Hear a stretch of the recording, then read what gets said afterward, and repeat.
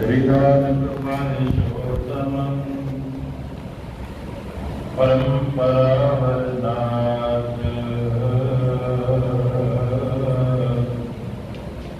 जुगत चरण मन बंदना आत्पर तर कर बात गुरु नानक सुख सिंध का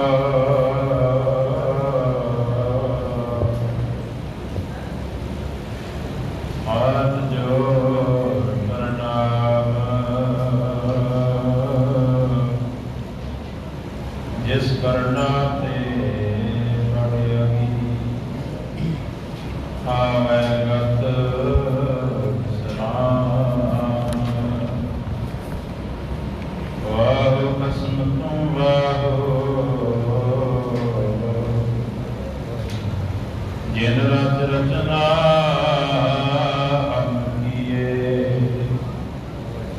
सागर लहर समुद्र सद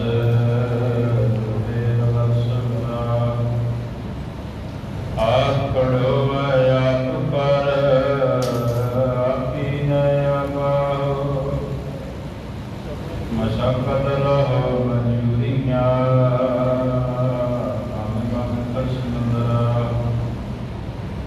गुरमुख सेवा थाए पवै पुन मन तत् कमाहो नानक पुर दर वे बरवा तव डरेऊ ना नाहि सच्चा वे बरवा जिसमें अमृत ज्ञान मानक भगत विराग गुरु ग्रंथ साहिब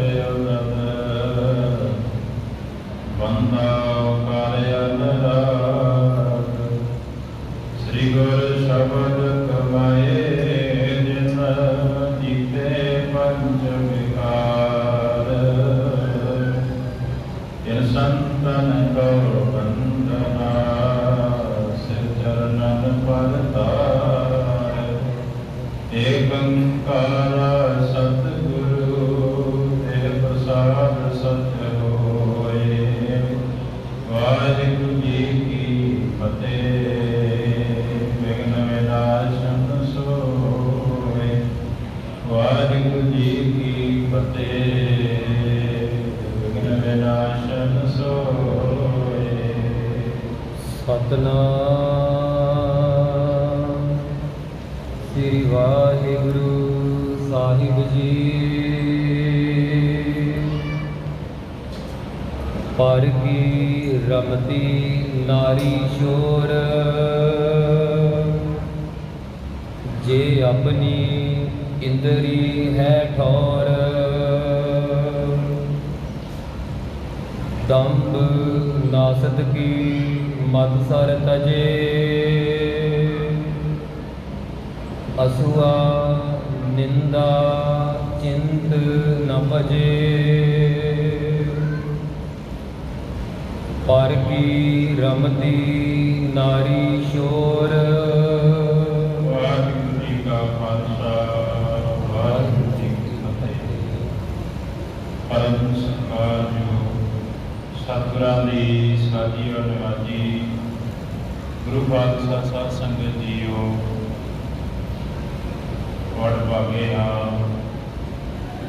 ਦੀਨਾਵੰਦ ਭੀਮ ਕਰੀਆਂ ਦੇ ਬਾਲਕ ਗਰੀਬ ਨਵਾਜ ਧੰਨ ਸਾਹਿਬ ਸ੍ਰੀ ਗੁਰੂ ਨਾਨਕ ਦੇਵ ਮਹਾਰਾਜ ਸੱਚੇ ਪਾਤਸ਼ਾਹ ਜੀ ਦੇ ਮਹਾਨ ਪਾਵਨ ਪਵਿੱਤਰ ਦਰ ਸਥਾਨ ਗੁਰਦੁਆਰਾ ਸ੍ਰੀ ਬੀਰ ਸਾਹਿਬ ਜੀ ਵਿਖੇ ਸੱਚੇ ਪਾਤਸ਼ਾਹ ਧੰਨ ਸ੍ਰੀ ਗੁਰੂ ਗ੍ਰੰਥ ਸਾਹਿਬ ਮਹਾਰਾਜ ਪਾਵਨ ਪਵਿੱਤਰ ਹਾਜ਼ਰੀ ਜੁੜ ਕਰਕੇ ਸ਼ਾਮ ਦੇ ਸਜੇ ਹੋਏ ਦੀਵਾਨਾਂ ਵਿੱਚ ਹਾਜ਼ਰ ਹੋ ਰਹੇ ਹਨ ਜਿਹਦੇ ਸੰਗਤਾਂ ਦੇ ਵਿੱਚ ਅੱਜ ਧੰਨ ਸ੍ਰੀ ਗੁਰੂ ਨਾਨਕ ਦੇਵ ਮਹਾਰਾਜ ਜੀ ਦੇ ਵਿਆਹ ਦੇ ਸੰਬੰਧ ਵਿੱਚ ਵਿਸ਼ੇਸ਼ ਕਰਕੇ ਉਤਸ਼ਾਹ ਹੈ, ਚਾਅ ਹੈ, ਉਦਾਰ ਹੈ।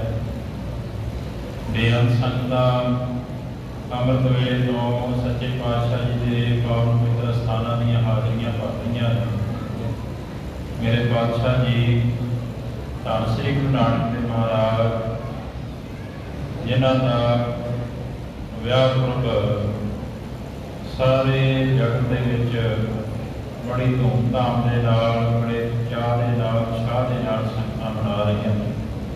ਪਾਤਸ਼ਾਹ ਸ੍ਰੀ ਗੁਰੂ ਨਾਨਕ ਦੇਵ ਮਹਾਰਾਜ ਜਿਨ੍ਹਾਂ ਨੇ ਇਸ ਪਾਕ ਪਵਿੱਤਰ ਆਪਣੇ ਅਵਤਾਰ ਨੂੰ ਧਾਰਨ ਕਰਕੇ ਜਿੱਥੇ ਲੁਕਾਈ ਨੂੰ ਸੁਖ ਬਖਸ਼ਿਸ਼ ਕੀਤਾ ਔਰ ਭੁੱਲੇ ਹੋਏ ਭਟਕਿਆ ਹੋਇਆਂ ਨੂੰ ਨਾਮ ਦੇ ਨਾਲ ਜੋੜਿਆ, ਗੁਰਬਾਣੀ ਦੇ ਨਾਲ ਜੋੜਿਆ। ਪਾਤਸ਼ਾਹ ਜੀ ਦੀ ਸ਼ਾਦੀ ਲਗਭਗ 18 ਸਾਲ ਦੀ ਉਮਰ ਦੇ ਵਿੱਚ ਬਟਾਲੇ ਨਗਰ ਦੇ ਵਿੱਚ ਮੂਲ ਚੰਦ ਖੱਤਰੀ ਅਤੇ ਜਿਨ੍ਹਾਂ ਦੀ ਸੱਸ ਮਾਤਾ ਦਾ ਨਾਮ ਚੰਦੋ ਰਾਣੀ ਸੀ, ਪਹਿਲਾ ਪਹਿਲ ਪੱਖੋਂ ਕੇ ਕਲਾ ਰਹਿੰਦੇ ਸਨ, ਚੌਧਰੀਆਂ ਦੇ ਪਟਵਾਰੀ ਸਨ ਭਾਈ ਮੂਲ ਚੰਦ ਜੀ। ਉੱਥੇ ਰਹਿੰਦਾ ਹੋਇਆ ਉਹਨਾਂ ਦੇ ਘਰ ਸੱਚੇ ਪਾਤਸ਼ਾਹ ਜੀ ਨੇ ਇੱਕ ਲੜਕੀ ਬਖਸ਼ਿਸ਼ ਕੀਤੀ ਜਿਹਦਾ ਨਾਮ ਮਾਤਾ ਸੁਲੱਖਣੀ ਜੀ ਰੱਖਿਆ ਗਿਆ ਔਰ ਉੱਥੇ ਲਗਭਗ 4 ਸਾਲ ਬਤੀਤ ਕੀਤੇ। ਉਸ ਤੋਂ ਬਾਅਦ ਬਟਾਲੇ ਆ ਗਏ। ਇੱਥੇ ਮਾਤਾ ਸੁਲੱਖਣੀ ਜੀ ਨੇ ਲਗਭਗ 7 ਸਾਲ ਆਪਣੀ ਦੇਸ਼ ਨੂੰ ਹੰਢਾਇਆ ਅਤੇ 11 ਸਾਲ ਦੀ ਉਮਰ ਦੇ ਵਿੱਚ ਧੰਨ ਸ੍ਰੀ ਗੁਰੂ ਨਾਨਕ ਦੇਵ ਮਹਾਰਾਜ ਦੀਨ ਦੁਨੀਆ ਦੇ ਮਾਲਕ ਸਤਿਗੁਰੂ ਜੀ ਦੇ ਨਾਲ ਵਿਆਹ ਕਰਵਾ ਕਰਕੇ ਇਸ ਨਗਰ ਦੇ ਵਿੱਚ ਪਹੁੰਚੇ। ਸੋ ਸਤਿਗੁਰੂ ਸੱਚੇ ਪਾਤਸ਼ਾਹ ਜੀ ਨੇ ਬਖਸ਼ਿਸ਼ ਕੀਤੀ, ਕਿਰਪਾ ਕੀਤੀ। ਇਹ ਜਿਹੜਾ ਕਾਰਜ ਹੋਇਆ ਅਕਾਲ ਪੁਰਖ ਵਾਹਿਗੁਰੂ ਦੇ ਨਾਲ ਜਿਹੜਾ ਇਹ ਬੰਧਨ ਦੇ ਵਿੱਚ ਵਧਿਆ ਕੋਈ ਜੀਵ, ਮਾਤਾ ਸੁਲੱਖਣੀ ਕਿੰਨੇ ਯੁੱਗ ਦੀ ਤਪੱਸਿਆ ਹੋਏਗੀ ਉਹਨਾਂ ਨੂੰ। ਧੰਨ ਸ੍ਰੀ ਗੁਰੂ ਨਾਨਕ ਦੇਵ ਮਹਾਰਾਜ ਜੀ ਦੇ ਚਰਨਾਂ ਦੀ ਦਾਸੀ ਬਣਨ ਦਾ ਸੁਭਾਗ ਪ੍ਰਾਪਤ ਹੋਇਆ। ਇਹ ਗੁਰਮੁਖ ਪਿਆਰਿਓ ਆਦਿ ਕਾਲ ਤੋਂ ਹੀ ਇਸ ਤਰ੍ਹਾਂ ਤੁਰਿਆ ਆਉਂਦਾ ਹੈ। ਜਦੋਂ ਵੀ ਕੋਈ ਅਵਤਾਰ ਪੈਗੰਬਰ ਇਸ ਸੰਸਾਰ ਤੇ ਆਉਂਦਾ ਹੈ ਨਾ, ਉਸ ਅਕਾਲ ਪੁਰਖ ਵਾਹਿਗੁਰੂ ਦਾ ਵਸੀਲ ਬਣ ਕੇ ਕਿ ਉਹਦੇ ਨਾਲ ਆਪਣੀ ਮਾਇਆ ਨੂੰ ਵੀ ਲੈ ਕੇ ਆਉਂਦਾ ਹੈ, ਜਿਹਨੂੰ ਅਸੀਂ ਪਰਮ ਸ਼ਕਤੀ ਕਹਿ ਦਿੰਦੇ, ਮਾਇਆ ਕਹਿ ਦਿੰਦੇ, ਲక్ష్ਮੀ ਕਹਿ ਦਿੰਦੇ ਹਾਂ। ਇਸੇ ਤਰ੍ਹਾਂ ਹੀ ਜਿਹੜੀ ਆਦਿ ਸ਼ਕਤੀ ਹੈ ਉਹ ਪਰਮਾਤਮਾ ਦੇ ਨਾਲ ਮਾਤਾ ਸੁਲੱਖਣੀ ਜੀ ਕਰਕੇ ਆਈ ਔਰ 11 ਸਾਲ ਦੀ ਅਵਸਥਾ ਉੱਤੇ ਹੰਢਾਈ। ਬਾਅਦ ਦੇ ਵਿੱਚ ਲਗਭਗ 3 ਸਾਲ ਸੁਲਤਾਨਪੁਰ ਲੋਧੀ ਤੇ ਫਿਰ 16-17 ਸਾਲ ਫਿਰ ਉਹਨਾਂ ਨੇ ਇੱਥੇ ਪੱਖੋਂ ਕੇ ਕਲਾ ਬਜਾਇਆ। ਉਸ ਤੋਂ ਬਾਅਦ 16-17 ਸਾਲ ਕਰਤਾਰਪੁਰ ਨਗਰ ਦੇ ਵਿੱਚ ਜਿਹੜਾ ਸਤਿਗੁਰਾਂ ਨੇ ਅੰਤਮ ਸਮਾਂ ਜਿੱਥੇ ਬਤੀਤ ਕੀਤਾ, ਉੱਥੇ ਗੁਜ਼ਾਰਨ ਤੋਂ ਬਾਅਦ ਫਿਰ ਲਗਭਗ 1539 ਈਸਵੀ ਦੇ ਵਿੱਚ ਮਾਤਾ ਸੁਲੱਖਣੀ ਜੀ ਨੇ ਚਾਲਾ ਮਾਰਿਆ ਸੱਚਖੰਡ।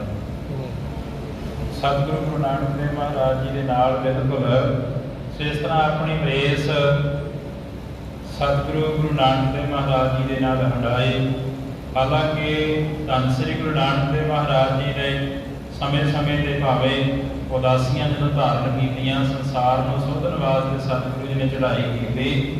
ਲੰਮਾ ਸਮਾਂ ਆਪਣੇ ਪ੍ਰੀਤਮ ਤੇ ਵਿਛੋੜੇ ਦੇ ਵਿੱਚ ਹੀ ਗੁਜ਼ਾਰਿਆ ਤੇ ਆਪਣੇ ਪਰਿਵਾਰ ਨੂੰ ਸਮਿਲਤ ਕਰਕੇ ਰੱਖਿਆ, ਸਿਦਕ ਨਿਭਾਇਆ।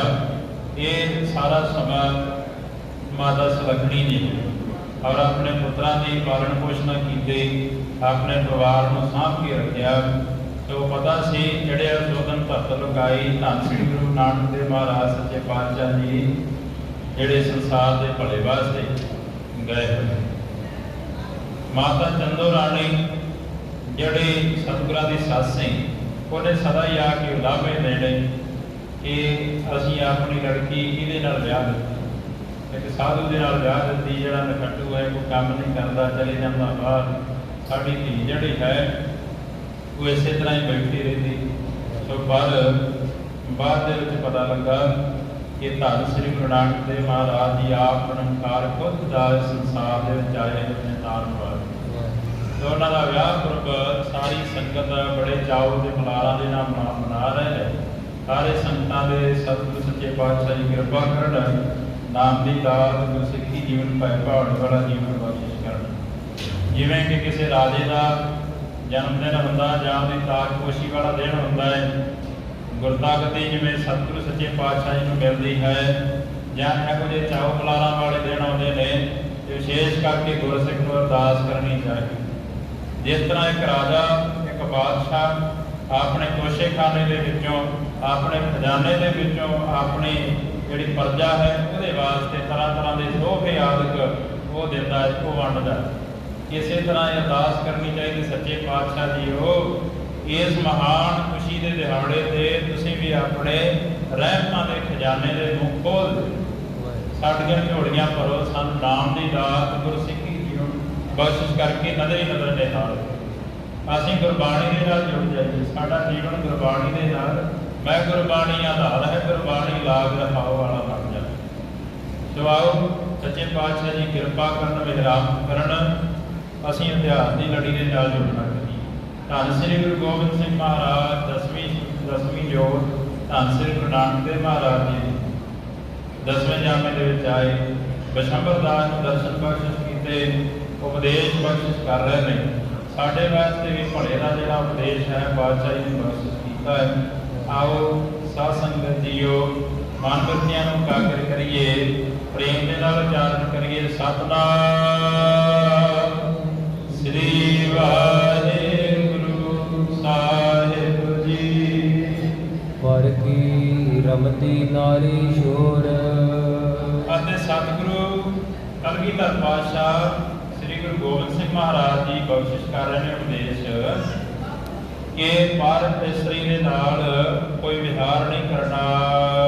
ਜੇ ਆਪਣੀ ਇੰਦਰੀ ਹੈ ਠੌਰ।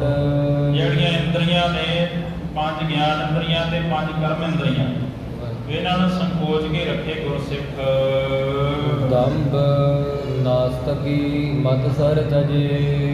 ਅਤੇ ਦੰਭ ਨੂੰ, ਹਮੇਸ਼ਾ ਪਖੰਡ ਨੂੰ ਖੰਡ ਨਹੀਂ ਕਰਨਾ। ਤੇ ਨਾਸਤਕਤਾ ਜਿਹੜੀ ਸਾਡੇ ਅੰਦਰ, ਜਿਹੜੀ ਅੱਜ ਕੱਲ੍ਹ ਦੇ ਦੌਰ ਦੇ ਵਿੱਚ ਬਹੁਤ ਜ਼ਿਆਦਾ ਪਸਾਰਾ ਹੋ ਗਿਆ, ਦੰਭ ਤੇ ਜਿਹੜਾ ਨਾਸਤਕਤਾ ਹੈ ਨਾ, ਇਹਨੂੰ ਛੱਡ ਦੇਣਾ ਹੈ। ਇਹ ਰੰਚਕ ਮਾਤਰ ਵੀ ਆਪਣੇ ਅੰਦਰ ਨਹੀਂ ਰੱਖਣਾ। ਅਸੂਆ ਨਿੰਦਾ ਚਿੰਤ ਨ ਭਜੇ। ਅਸੂਆ ਕਹਿੰਦੇ ਨੇ ਕਿਸੇ ਦੇ ਉੱਤੇ ਦੋਸ਼ ਲਾਉਣਾ, ਕਿਸੇ ਦੇ ਉੱਤੇ ਝੂਠਾ ਦੋਸ਼ ਲਾਉਣਾ, ਨਿੰਦਾ ਕਰਨੀ, ਤੇ ਤੀਸਰੀ ਜਿਹੜੀ ਹੈ ਚਿੰਤਾ। ਇਹ ਸਾਰਿਆਂ ਨੂੰ ਕਹਿੰਦੇ ਤਿਆਗ ਦੇਣਾ ਆਪਣੇ ਜੀਵਨ ਦੇ ਵਿੱਚ। ਕਦੇ ਕਿਸੇ ਦੇ ਦੋਸ਼ ਨਹੀਂ ਆਰੋਪਣ ਕਰਨਾ, ਕਿਉਂਕਿ ਦੋਸ਼ ਤੇ ਜਿਹੜੇ ਸਾਨੂੰ ਹੁਣ ਮਿਲਦਾ ਪਿਆ, ਜੋ ਕੋਈ ਸਾਨੂੰ ਮਿਲਦਾ ਪਿਆ ਹੈ, ਇਹ ਸਾਡੇ ਕੀਤੇ ਹੋਏ ਕਰਮਾਂ ਦੀ ਸਾਨੂੰ ਸਜ਼ਾ ਮਿਲਦੀ ਪਈ ਹੈ। ਤੇ ਜੇ ਸਾਨੂੰ ਕੋਈ ਚੰਗਾ ਮਿਲਦਾ ਪਿਆ, ਉਹ ਵੀ ਸਾਡੇ ਕਰਮਾਂ ਦਾ ਫਲ ਹੀ ਸਾਨੂੰ ਮਿਲਦਾ। ਜੇ ਸਾਡੇ ਨਾਲ ਕੋਈ ਮਾੜਾ ਘਟਦਾ, ਸਾਨੂੰ ਕਿਸੇ ਦੇ ਉੱਤੇ ਦੋਸ਼ ਨਹੀਂ ਆਰੋਪਣੇ ਚਾਹੀਦੇ, ਨਾ ਹੀ ਕਹਿੰਦੇ ਕਿਸੇ ਦੀ ਨਿੰਦਿਆ ਕਰਨੀ ਚਾਹੀਦੀ। ਤੇ ਕਦੇ ਵੀ ਆਪਣੇ ਰਿਜ਼ਕ ਵਾਸਤੇ, ਆਪਣੇ ਗੁਜ਼ਰਾਨ ਵਾਸਤੇ ਸਿੱਖ ਨੂੰ ਬਹੁਤੀ ਚਿੰਤਾ ਨਹੀਂ ਕਰਨੀ ਚਾਹੀਦੀ। ਚਿੰਤਾ ਹੀ ਕਰੀ ਜਾਵੇ, ਲਗਾਤਾਰ ਇੱਕ ਗੱਲ ਹੀ ਸੋਚੀ ਜਾਵੇ, ਕੀ ਬਣੇਗਾ, ਕੀ ਕਰਾਂਗਾ। ਇਹ ਸਾਰਾ ਕੁਝ ਛੱਡ ਦੇਵੇ, ਕੇਵਲ ਤੇ ਕੇਵਲ ਇੱਕ ਕੋਟ ਆਸਰਾ ਉਸ ਅਕਾਲ ਪੁਰਖ ਵਾਹਿਗੁਰੂ ਦੇ ਚਰਨਾਂ ਦਾ ਧਾਰੇ। ਖਗ ਤਰਵਰ ਜਗ ਬਾਸ ਨਿਹਾਰੈ। ਸੰਸਾਰ ਨੂੰ ਇਸ ਤਰ੍ਹਾਂ ਜਾਣੇ ਜਿਵੇਂ ਇੱਕ ਟਾਹਣੀ ਤੇ ਬੈਠਾ ਹੋਇਆ ਪੰਛੀ ਹੈ, ਇਸ ਤਰ੍ਹਾਂ ਤੱਕ ਲਵੇ ਕਿ ਸੰਸਾਰ ਇਹੋ ਜਿਹਾ ਹੈ ਕਿ ਜਿਵੇਂ ਟਾਹਣੀ ਤੇ ਕਿੰਨਾ ਕੁ ਚਿਰ ਕੋਈ ਪੰਛੀ ਬੈਠਾ ਰਹੇਗਾ, ਓੜਕ ਨੂੰ ਉੱਡ ਜਾਵੇਗਾ।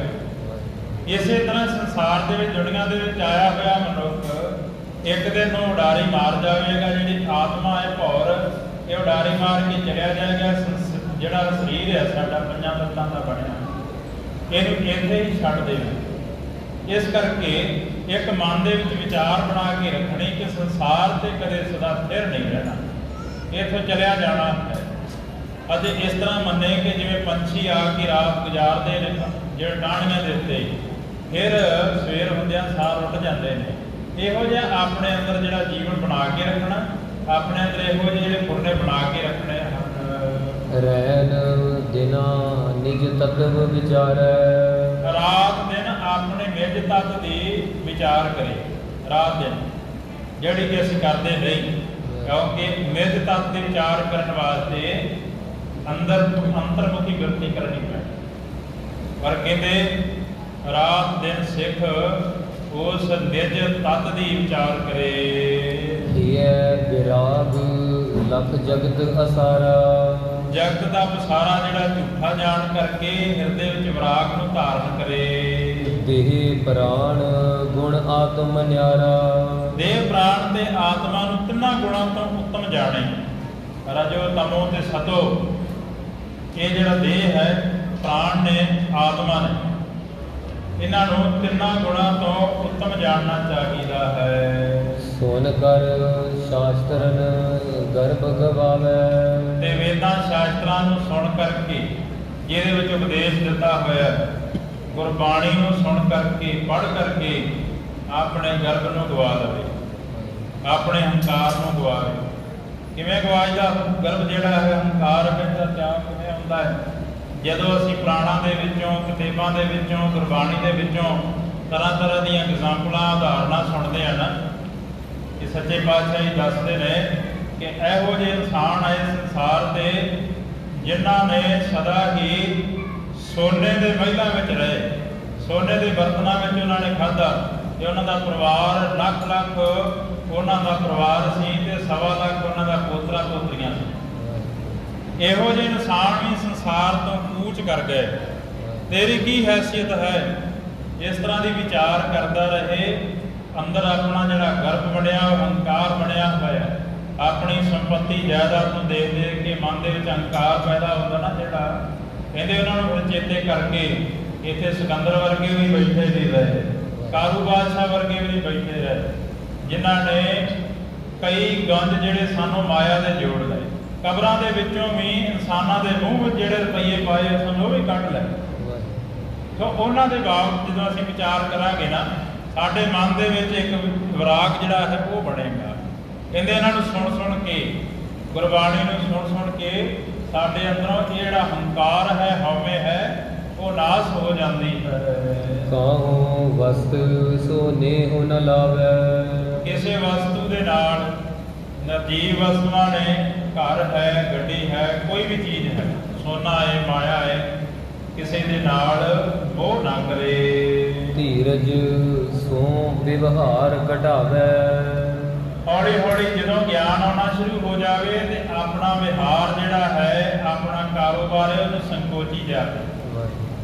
ਜਿਵੇਂ ਜਿਹੜੇ ਸੰਸਾਰੀ ਨੇ, ਜਦੋਂ ਉਹ ਆਪਣਾ ਕਾਰੋਬਾਰ ਕਰਦੇ ਹੋ, ਕਹਿੰਦੇ ਮੇਰਾ ਬਹੁਤ ਵੱਡਾ ਕਾਰੋਬਾਰ ਹੈ, ਇੰਨਾ ਵੱਡਾ ਹੋਵੇ ਕਿ ਰਾਤ ਦਿਨ ਦਾ ਪਤਾ ਹੀ ਨਾ ਲੱਗੇ, ਮੈਂ ਕੰਮ ਦੇ ਵਿੱਚ ਹੀ ਮਸਤ ਰਹਾਂ।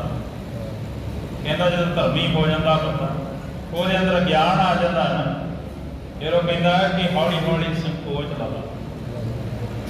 ਜਿੰਨੀ ਚੱਲਣ ਜਾਣਿਆ ਸੇ ਕਿਉਂ ਕਰੇ ਵਿਥਾਰ, ਜਿਨ੍ਹਾਂ ਨੇ ਚੱਲਣਾ ਮੰਨ ਲਿਆ ਨਾ ਕਿ ਜਾਣਾ ਹੀ ਪੈਣਾ ਸੰਸਾਰ ਛੱਡ ਕੇ, ਕਹਿੰਦੇ ਉਹ ਬਹੁਤਾ ਵਿਸਥਾਰ ਨਹੀਂ ਕਰਦੇ। ਉਹਨਾਂ ਨੂੰ ਪਤਾ ਚੱਲੇ ਕਿ ਜਾਣਾ ਹੀ, ਕੀ ਵਿਸਥਾਰ ਕਰਨਾ। ਪਰ ਮਨਮੁਖ ਹੈ ਜਿਹੜਾ ਬੰਦਾ, ਸੰਸਾਰੀ ਬੰਦਾ, ਇਹ ਚੀਜ਼ ਨੂੰ ਮੰਨਦਾ ਨਹੀਂ। ਸਤਿਗੁਰੂ ਜੀ ਕਹਿੰਦੇ ਹੌਲੀ ਹੌਲੀ ਆਪਣੇ ਵਿਹਾਰ ਨੂੰ ਘਟਾ ਲਵੇ, ਕਾਰੋਬਾਰ ਨੂੰ ਸੰਕੋਚ ਲਵੇ, ਕੇਵਲ ਤੇ ਕੇਵਲ ਨਾਮ ਜਪੇ। ਜਿੰਨਾ ਵੀ ਸਮਾਂ ਹੈ ਗੁਰਬਾਣੀ ਪੜ੍ਹਨ ਤੇ, ਸਿਮਰਨ ਕਰਨ ਤੇ, ਸੰਗਤ ਕਰਨ ਵੱਲ ਆਵੇ। ਸਹਿਜ ਸਹਿਜ ਸਭ ਸੋ ਛੁਟਕਾਵੇ, ਅਤੇ ਇਹ ਨਹੀਂ ਕਿ ਵਿਹਾਰ ਵੱਲੋਂ ਵੀ, ਕਹਿੰਦੇ ਸਾਖ ਸੰਬੰਧੀਆਂ ਸਾਰਿਆਂ ਵੱਲੋਂ, ਇੱਥੋਂ ਤੱਕ ਕਿ ਆਪਣੇ ਪਰਿਵਾਰ ਦੇ ਨਾਲ ਵੀ ਆਪਣਾ ਮੋਹ ਜਿਹੜਾ ਖਤਮ ਕਰ ਦੇ, ਸਾਰਿਆਂ ਦੇ ਨਾਲ ਛੁਟਕਾਰਾ ਪਾ ਲਵੇ। ਜਿਸੇ ਬੁੱਧੀ ਸੁਮਤ ਕਾ ਬੋਧਕ, ਅਤੇ ਜੇਕਰ ਆਪਣੀ ਬੁੱਧੀ ਨੂੰ ਪਤਾ ਲੱਗੇ ਨਾ ਮੈਂ ਖੋਟੀ ਮੱਤ ਵਾਲਾ, ਤੇ ਕਿਸੇ ਚੰਗੇ ਵਿਦਵਾਨ ਨੂੰ, ਆਤਮ ਗਿਆਨੀ ਨੂੰ ਮਿਲ ਕਰਕੇ ਸਮਤਵੰਤ ਬਣ ਜਾਵੇ। ਪ੍ਰਾਣ ਅਪਾਨ ਕੀ ਗਤ ਕਾ ਸੋਧਕ, ਇਸੇ ਤਰ੍ਹਾਂ ਹੀ ਜਿਹੜਾ ਪ੍ਰਾਣਾਂ ਦੀ ਗਤੀ ਹੈ, ਉਹਨੂੰ ਸਵਾਸਾਂ ਦੇ ਨਾਲ ਮਿਲਾ ਕਰਕੇ ਗੁਰਮੰਤਰ ਨੂੰ ਜਪੇ। ਵਾਹਿਗੁਰੂ ਗੁਰਮੰਤਰ ਨੂੰ ਜਦੋਂ ਅਸੀਂ ਅਭਿਆਸ ਕਰਨਾ ਕਹਿੰਦੇ, ਉਦੋਂ ਆਪਣੇ ਸਵਾਸਾਂ ਦੇ ਨਾਲ ਉਹਨਾਂ ਨੂੰ ਸਵਾਸਾਂ ਦੇ ਉੱਤੇ ਸਵਾਰੀ ਕਰਵਾ ਦੇਣੀ ਗੁਰਮੰਤਰ। ਜਿਹੜੇ ਸਵਾਸ ਨੇ ਜਿਵੇਂ ਜਿਵੇਂ ਆਉਂਦੇ ਨੇ, ਜੇ ਅੰਦਰ ਨੂੰ ਜਾਂਦਾ ਹੈ ਫਿਰ ਵੀ ਵਾਹਿਗੁਰੂ, ਬਾਹਰ ਨੂੰ ਆਉਂਦਾ ਵਾਹਿਗੁਰੂ, ਕਹਿੰਦੇ ਇਸ ਤਰ੍ਹਾਂ ਇਹੋ ਜਿਹੀ ਸਾਡਾ ਅਭਿਆਸ ਬਣ ਜਾਵੇ, ਇਹੋ ਜਿਹਾ ਬਣ ਜਾਵੇ ਜਿਹਦੇ ਨਾਲ ਸਾਡੇ ਸਵਾਸਾਂ ਦੇ ਨਾਲ ਸਿਮਰਨ ਚੱਲ ਪਵੇ। ਬੜੀ ਬੇਰ ਭੋਜਨ ਨਹਿ ਖਾਏ। ਬਹੁਤੀ ਵੇਰ ਘੜੀ ਘੜੀ ਮਿੰਟ ਮਿੰਟ ਤੇ ਕਹਿੰਦੇ ਭੋਜਨ ਛਕਣ ਵਾਲਾ ਸਿੱਖ ਦਾ ਸੁਭਾਅ ਨਾ ਹੋਵੇ। ਮਾਨ ਵਡਾਈ ਆਪਨ ਨ ਗਾਏ। ਆਪਣੇ ਕਦੇ ਮਾਣ ਤੇ ਵਡਿਆਈ ਆਪਣੇ ਮੂੰਹ ਦੇ ਨਾਲ ਹੀ ਨਾ ਕਹੀ ਜਾਵੇ। ਬੈਠਾ ਹੋਵੇ ਕਿਤੇ, ਵਡਿਆਈ ਤੇ ਉਹ ਹੁੰਦੀ ਜਿਹੜਾ ਦੂਸਰਾ ਕਰੇ। ਕਹਿੰਦੇ ਆਪਣੇ ਮੂੰਹ ਤੇ ਵਡਿਆਈ ਕਰਨ ਵਾਲਾ ਉਹ ਸਿੱਖ ਨਹੀਂ। ਕਦੇ ਵੀ ਇਸ ਤਰ੍ਹਾਂ ਦਾ ਜਿਹੜਾ ਕਰਮ ਨਹੀਂ ਕਰਨਾ। ਕੁਸਤ ਕਪੋਜ ਸਭ ਨਾਰੀ ਸ਼ੋਭਾ। ਅਤੇ ਕਹਿੰਦੇ ਕਦੇ ਹੱਥ ਨਹੀਂ, ਜਿੱਦ ਨਹੀਂ ਕਰਨੀ ਸਿੱਖ ਨੇ। ਸਹਿਜ ਰੱਖਣਾ ਅੰਦਰ, ਤੇ ਜਿਹੜੇ ਮਾੜੇ ਭੋਜਨ ਉਹ ਵੀ ਨਹੀਂ ਛਕਣੇ। ਜਿਹਨਾਂ ਨਾਲ ਮੱਤ ਜਿਹੜੀ ਹੈ ਉਹ ਮਰ ਜਾਂਦੀ, ਜਿਹਦੇ ਕਰਕੇ ਕਿਤੇ ਵਿਆਸਾ ਮਦ ਪੀ ਲਿਆ, ਇਹੋ ਜਿਹਾ ਭੋਜਨ ਛਕ ਲਿਆ ਜਿਹਦੇ ਕਰਕੇ ਸਾਡੇ ਅੰਦਰ ਵਿਕਾਰ ਪੈਦਾ ਹੁੰਦੇ, ਉਹਨਾਂ ਨੂੰ ਸਰੀਰ ਸਾਂਭ ਨਹੀਂ ਸਕਦਾ, ਜਿਹਦੇ ਕਰਕੇ ਸਾਡੀ ਮੱਤ ਜਿਹੜੀ ਹੈ ਉਹ ਚਲੀ ਜਾਂਦੀ, ਮੱਤ ਆ ਜਾਂਦੀ, ਰਾਖਸ਼ਪੁਣਾ ਬਣ ਜਾਂਦਾ। ਇਹੋ ਜਿਹੇ ਭੋਜਨਾਂ ਨੂੰ ਵੀ ਤਿਆਗ ਦੇਵੇ। ਫਿਰ ਕਹਿੰਦੇ ਆਪਣੇ ਨਾਰੀ ਦੀ ਸ਼ੋਭਾ ਨਹੀਂ ਕਰਨੀ ਚਾਹੀਦੀ। ਇਨ ਕੋ ਤਜੈ ਨ ਧਰ ਉਰ ਲੋਭਾ। ਇਹਨਾਂ ਨੂੰ ਛੱਡ ਦੇਵੇ, ਆਪਣੇ ਹਿਰਦੇ ਵਿੱਚ ਕਦੀ ਸਿੱਖ ਦੇ ਲੋਭ ਨਾ ਪੈਦਾ ਹੋਵੇ। ਖਲ ਕੀ ਮਲ ਕੀ ਲਟਕੀ ਪੰਗਤ। ਇਸੇ ਤਰ੍ਹਾਂ ਹੀ ਤੇ ਜਿਹੜੇ ਖਲ ਕੀ ਮਲ ਕੀ, ਖਲ ਭਾਵ ਕੇ ਜਿਹੜੇ ਮੂਰਖ ਨੇ, ਮਲ ਕੇ ਦੇ ਪਹਿਲਵਾਨਾਂ ਦੀ, ਇਹਨਾਂ ਦੀ ਸੰਗਤ ਵੀ ਛੱਡ ਦੇਵੇ। ਪੁੱਤਰ ਪੜਾਵੇ ਸਾਧੂ ਸੰਗਤ। ਪੁੱਤਰ ਨੂੰ ਪੜਾਵੇ, ਦੁਨਿਆਵੀ ਵਿਦਿਆ ਵੀ ਦੇਵੇ ਤੇ ਨਾਲ ਨੂੰ ਅਧਿਆਤਮਿਕ ਵਿਦਿਆ ਵੀ ਦੇਣੀ। ਪੁੱਤਰ ਨੂੰ ਵਿਸ਼ੇਸ਼ ਕਰਕੇ ਜਿਹਨੇ ਅੱਗੇ ਕੁੱਲ ਵਧਾਉਣੀ ਤੇਰੀ ਪੁੱਤਰੀ ਨੂੰ ਵੀ ਇਸੇ ਤਰ੍ਹਾਂ ਹੀ ਕਰਨਾ। ਜਿੰਨੀ ਵੀ ਪੜ੍ਹਾਈ ਹੁੰਦੀ ਦੁਨਿਆਵੀ ਪੜ੍ਹਾ ਕੇ ਨਾਲ ਨਾਲ ਘਰ ਦੇ ਵਿੱਚ ਰਹਿੰਦਿਆਂ ਹੋਇਆਂ ਉਹਨੂੰ ਅਧਿਆਤਮਿਕ ਦੀ ਸਿੱਖਿਆ ਵੀ ਦੇਣੀ, ਉਹਨਾਂ ਨੂੰ ਸੰਥਿਆ ਵੀ ਕਰਾਉਣੀ, ਬਾਣੀ ਵੀ ਪੜ੍ਹਾਉਣੀ ਜਿੱਥੋਂ ਤੱਕ ਪੜ੍ਹ ਸਕਦੇ ਹੋਣ। ਦੇਵ ਭਵਨ ਮਹਿ ਚਿਰ ਨਹਿ ਰਹਿ। ਇਸੇ ਤਰ੍ਹਾਂ ਹੀ ਕਹਿੰਦੇ ਕਿ ਜਿਹੜੇ ਕਿਤੇ ਜਾ ਕਰਕੇ ਪੂਜਾ ਕਰਕੇ ਤੇ ਝੱਟ ਹੀ ਆ ਜਾਵੇ, ਆਪਣੇ ਨਿਜ ਸਰੂਪ ਦੇ ਵਿੱਚ ਸਥਿਤ ਰਹੇ। ਕਰਨੀ ਭੇਦ ਨ ਕਿਹ ਸੋ ਰਹਿ। ਜਿਹੜੀ ਫਿਰ ਕਰਨੀ ਹੁੰਦੀ ਸਿੱਖ ਦੀ, ਨਾਮ ਜਪਣਾ, ਅਭਿਆਸ ਕਰਨਾ, ਬਾਣੀ ਪੜ੍ਹਨੀ, ਇਹ ਕਰਨ ਤੇ ਲੱਗ ਪਿਆ। ਪਰ ਕਹਿੰਦੇ ਥੋੜੇ ਦਿਨ ਕੀਤਾ, ਅਭਿਆਸ ਕਰਦਿਆਂ ਕਰਦਿਆਂ ਕੁਝ ਪ੍ਰਾਪਤ ਹੋਇਆ, ਮਹੀਨਾ ਇੱਕ ਲੰਘ ਗਿਆ, 2 ਲੰਘ ਗਏ, ਤੇ ਕਹਿੰਦੇ ਫਿਰ ਜਦੋਂ ਕਿਤੇ ਬਖਸ਼ਿਸ਼ ਹੋਈ ਨਾ, ਕਿਤੇ ਕੋਈ ਝਲਕਾਰਾ ਮਿਲਿਆ ਤੇ ਉਹ ਕਿਸੇ ਦੇ ਨਾਲ ਸ਼ੇਅਰ ਕਰਦਾ, ਉਹ ਦੱਸਦਾ ਵੀ ਤੂੰ ਜਰਿਆ ਨਹੀਂ ਜਾਂਦਾ। ਸਤਿਗੁਰੂ ਜੀ ਕਹਿੰਦੇ ਕਿ ਇਹ ਵਸਤੂ ਉਹਨੂੰ ਹੀ ਮਿਲਦੀ ਹੈ ਜਿਹੜਾ ਅਜਰ ਨੂੰ ਜਰ ਲੈਂਦਾ। ਜਿਹੜਾ ਅਜੱਪਾ ਜਾਪ ਜਿਹੜਾ ਅੰਦਰ ਚੱਲਦਾ ਹੈ, ਜਿਹੜੀ ਸਿਮਰਨ ਦੀ ਰੌਂ ਚੱਲ ਪੈਂਦੀ ਹੈ, ਪਹਿਲਾਂ ਤਾਂ ਅਸੀਂ ਕੋਸ਼ਿਸ਼ ਕਰਕੇ ਕਰਦੇ, ਫਿਰ ਕਹਿੰਦੇ ਕੋਸ਼ਿਸ਼ ਨਹੀਂ ਕਰਨੀ ਪੈਂਦੀ। ਫਿਰ ਉਹ ਇੱਕ ਰਸ ਮੈਂ ਅੰਦਰ ਚੱਲਦਾ ਜਦੋਂ, ਤੇ ਜੋ ਵੀ ਦੱਸਣ ਲੱਗ ਪਏ ਵੀ ਹੋ ਗਈ ਜੀ ਕਿਰਪਾ, ਹੁਣ ਮੇਰਾ ਕੰਮ ਬਣ ਗਿਆ, ਤੇ ਕਹਿੰਦੇ ਇਹ ਕਰਨੀ ਦਾ ਭੇਦ ਕਿਸੇ ਨੂੰ ਨਹੀਂ ਦੇਣਾ। ਆਪਣੀ ਬੰਦਗੀ ਦਾ ਭੇਦ ਕਿਸੇ ਦੂਸਰੇ ਦੇ ਨਾਲ ਸ਼ੇਅਰ ਨਹੀਂ ਕਰਨਾ। ਮੈਂ ਕੀ ਕਰ ਰਿਹਾ, ਮੇਰੀ ਜਿਹੜੀ ਗੱਲ ਹੈ ਸਤਿਗੁਰਾਂ ਦੇ ਨਾਲ ਕੀ ਹੋ ਰਹੀ, ਮੈਂ ਮੇਰੀ ਜਿਹੜੀ ਸਾਂਝ ਬਣੀ ਕੀ ਹੈ। ਸਤਿਗੁਰੂ ਜੀ ਕਹਿੰਦੇ ਹੋਰ ਨਜੀਬ ਖੁਦਾਏ ਦਾ ਭੇਦ ਨਾ ਕਿਸੇ ਨੂੰ। ਜਿਹੜੇ ਹੋ ਜਾਂਦੇ ਨੇ ਖੁਦਾ ਦੇ ਭੇਤੀ, ਤੇ ਉਹ ਕਿਸੇ ਦੂਸਰੇ ਦੇ ਤਾਈਂ ਆਪਣੇ ਜਿਹੜੇ ਐਕਸਪੀਰੀਅੰਸ ਨੇ ਉਹ ਸ਼ੇਅਰ ਨਹੀਂ ਕਰਦੇ। ਮੈਨੂੰ ਕੀ ਮਿਲਿਆ, ਮੈਨੂੰ ਅੱਗੇ ਕੀ ਕਿਹੜੇ ਰਸਤੇ ਤੇ ਮੈਂ ਜਾ ਰਿਹਾ, ਹਾਂ ਉਹ ਇਸ਼ਾਰਾ ਮਾਤਰ ਦੱਸ ਦਿੰਦੇ ਨੇ, ਭਾਈ ਤੂੰ ਤੁਰਿਆ ਚੱਲ, ਗੁਰਮੰਤਰ ਕਰੀ ਜਾ, ਬਾਣੀ ਪੜ੍ਹੀ ਜਾ, ਤੇ ਇਹਦੇ ਬਖਸ਼ਿਸ਼ ਹੋ ਜਾਏਗੀ। ਪਰ ਅੰਦਰ ਕੀ ਕੁਝ ਖਜ਼ਾਨੇ ਦੇ ਵਿੱਚੋਂ ਲੱਭ ਰਿਹਾ ਹੈ ਉਹ ਸਾਰਾ ਕੁਝ ਨਹੀਂ ਦੱਸਣਾ, ਉਹਦੇ ਤੇ ਪਰਦਾ ਪਾ ਕੇ ਰੱਖਣਾ, ਉਹਦੇ ਨਾਲ ਫਿਰ ਬਖਸ਼ਿਸ਼ ਬਣੀ ਰਹੇਗੀ।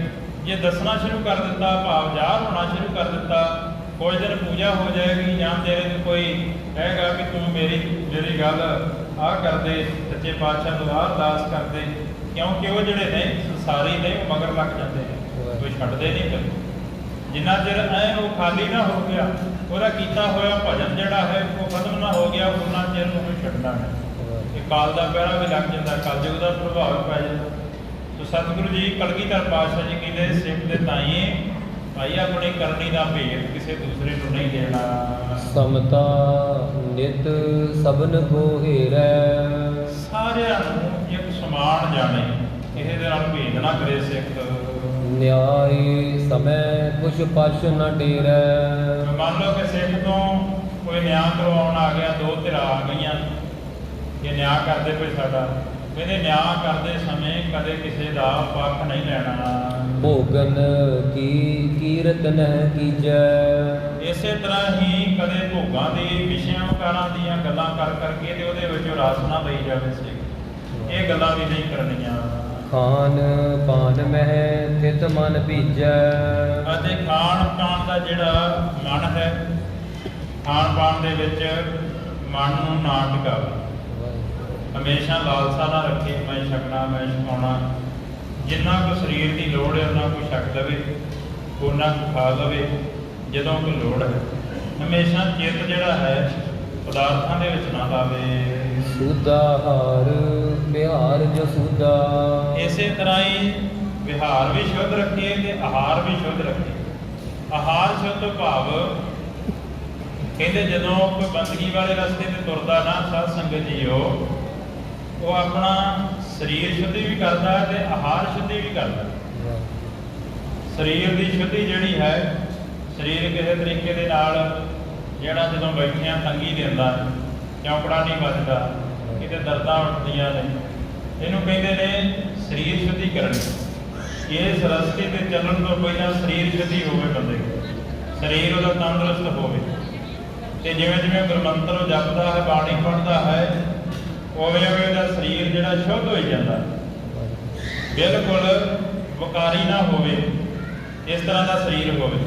ਤੇ ਫਿਰ ਕਹਿੰਦੇ ਸ਼ੁੱਧ ਆਹਾਰ, ਇਹਨੂੰ ਆਪਾਂ ਸੰਤੁਲਿਤ ਆਹਾਰ ਕਹਿੰਦੇ। ਜਿਹੜਾ ਪ੍ਰਸ਼ਾਦਾ ਪਾਣੀ ਆ ਉਹ ਵੀ ਇਸ ਤਰ੍ਹਾਂ ਦਾ ਛਕੇ ਜਿਹਦੇ ਨਾਲ ਬਹੁਤ ਹੀ ਪ੍ਰਗਾੜ ਜਿਹੜੀ ਅੰਦਰ એનર્ਜੀ ਨਾ ਹੋਵੇ। ਜਿਵੇਂ ਕਿ ਭੋਜਨ ਜਿਹੜਾ ਜ਼ਿਆਦਾ ਸਖਤ ਛਕ ਲਿਆ ਤੇ ਉਹਦੇ ਨਾਲ ਸਰੀਰ ਦੇ ਵਿੱਚ ਵਿਆਧ ਪੈਦਾ ਹੋ ਜਾਂਦੀ, ਬਿਮਾਰੀਆਂ ਪੈਦਾ ਹੋ ਜਾਂਦੀਆਂ, ਉਹਨੂੰ ਪਚਾ ਨਹੀਂ ਸਕਦੇ ਅਸੀਂ।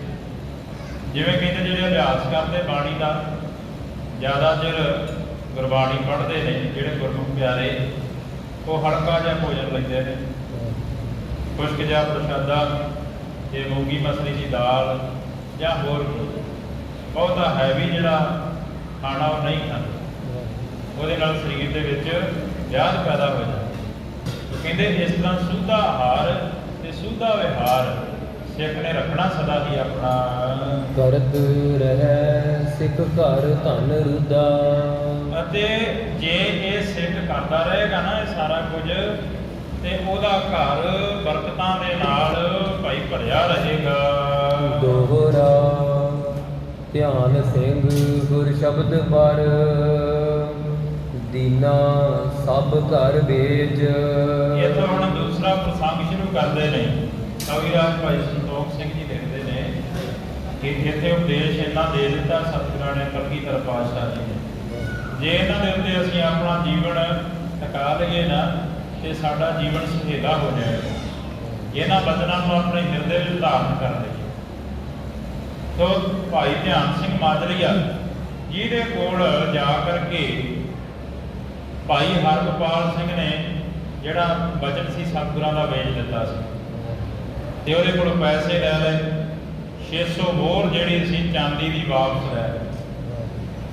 ਹੁਣ ਉਧਰ ਸਾਡੇ ਮਨ ਚ ਆਉਂਦਾ ਕਿ ਸਿੱਖ ਨੇ ਕਰਜ਼ਾ ਚੁੱਕ ਕੇ ਧਨ ਦਿੱਤਾ ਸੀ ਹਰਗੋਪਾਲ ਨੂੰ, ਉਜੈਨੀਆਂ ਨੂੰ, ਅਤੇ ਉਹਦੇ ਕੋਲ ਤੇ ਕਹਿੰਦੇ ਕਰਜ਼ਾ ਚੜ ਗਿਆ, ਉਹਨੇ ਆਪਣੀ ਪਤਨੀ ਦੇ ਗਹਿਣੇ ਵੀ ਵੇਚ ਦਿੱਤੇ, ਬੇਟੀ ਦੇ ਗਹਿਣੇ ਵੀ ਵੇਚ ਦਿੱਤੇ, ਤੇ ਕਰਜ਼ਾ ਚੁੱਕ ਕੇ ਉਹਨੇ ਗੁਰੂ ਦਾ ਬਚਨ ਲੈਣ ਵਾਸਤੇ ਇੱਕ ਸਿਰਫ ਉਹਨੂੰ ਸਾਰੀ ਮਾਇਆ ਧਨ ਦੇ ਦਿੱਤਾ। ਉਹਦਾ ਹੁਣ ਪ੍ਰਸੰਗ ਦੱਸਣ ਲੱਗੇ ਨੇ ਵੀ ਉਧਰ ਕੀ ਬਣਿਆ। ਭਾਈ ਧਿਆਨ ਸਿੰਘ ਕਰਜ਼ਾਈ ਹੋ ਗਿਆ ਜਾਂ ਉਹਦੇ ਤੇ ਬਖਸ਼ਿਸ਼ ਹੋ ਗਈ। ਫਿਰ ਉਹਦੇ ਬਾਅਦ ਦੱਸਣ ਲੱਗੇ ਨੇ, ਸ਼ੁਰੂ ਕਰਦੇ ਕਹਿੰਦੇ ਧਿਆਨ ਸਿੰਘ ਗੁਰ ਸ਼ਬਦ ਪਰ ਦੀਨਾ ਸਭ ਘਰ ਵੇਚ।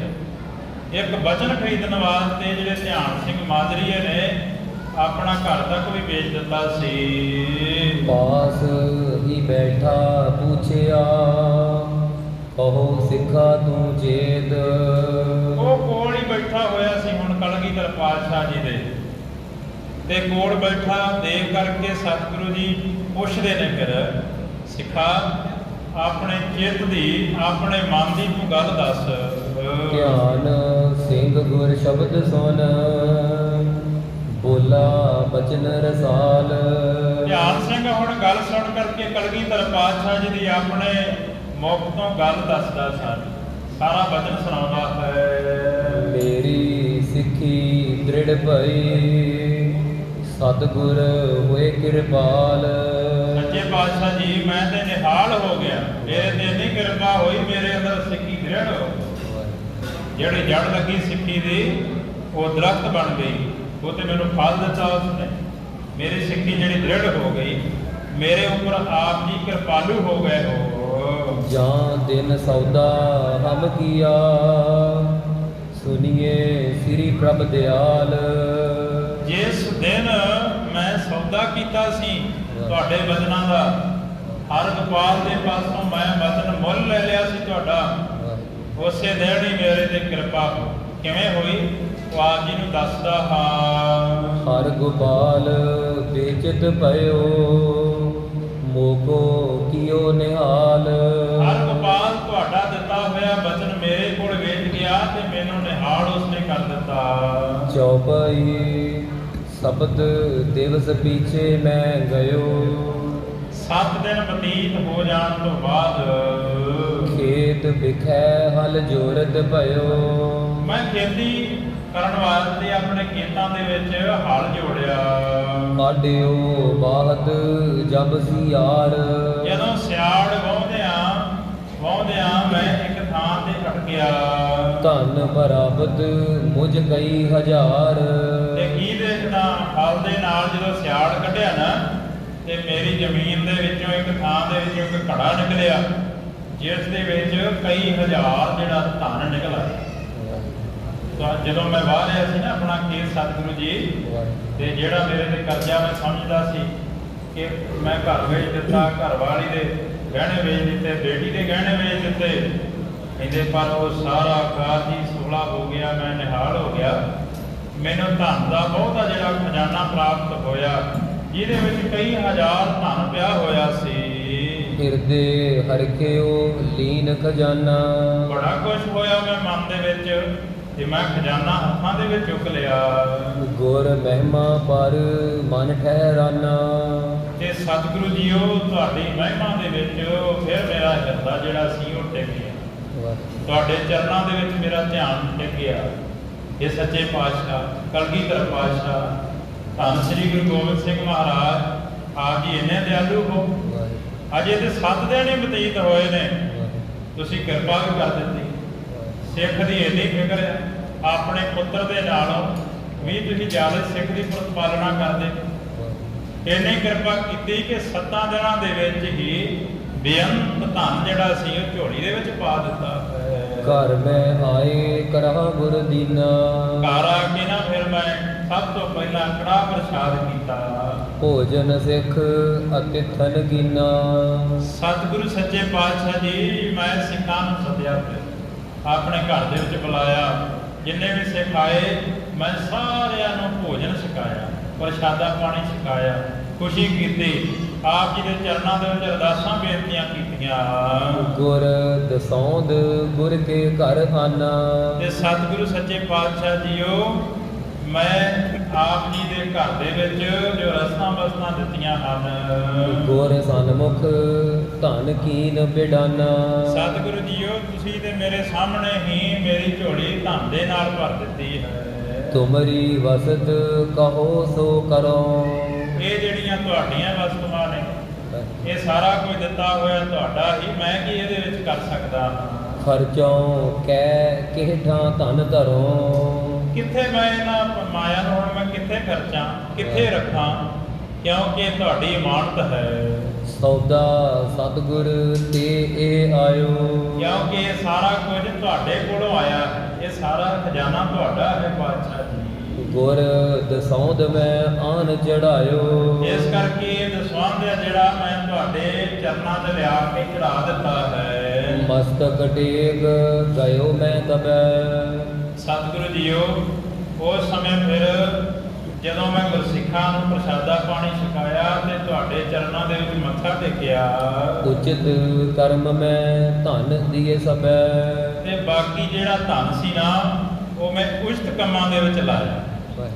ਭਾਵ ਕਿ ਜਿਹੜਾ ਮੇਰਾ ਕੋਈ ਕਰਜ਼ਾ ਰਹਿੰਦਾ ਸੀ ਜਾਂ ਧਰਮ ਦੇ ਕੰਮਾਂ ਵਾਸਤੇ ਮੈਂ ਲਾ ਦਿੱਤਾ। ਭਲੋ ਭਇਓ ਇਹ ਸਿੱਖ ਹੈ ਸਨਮੁਖ।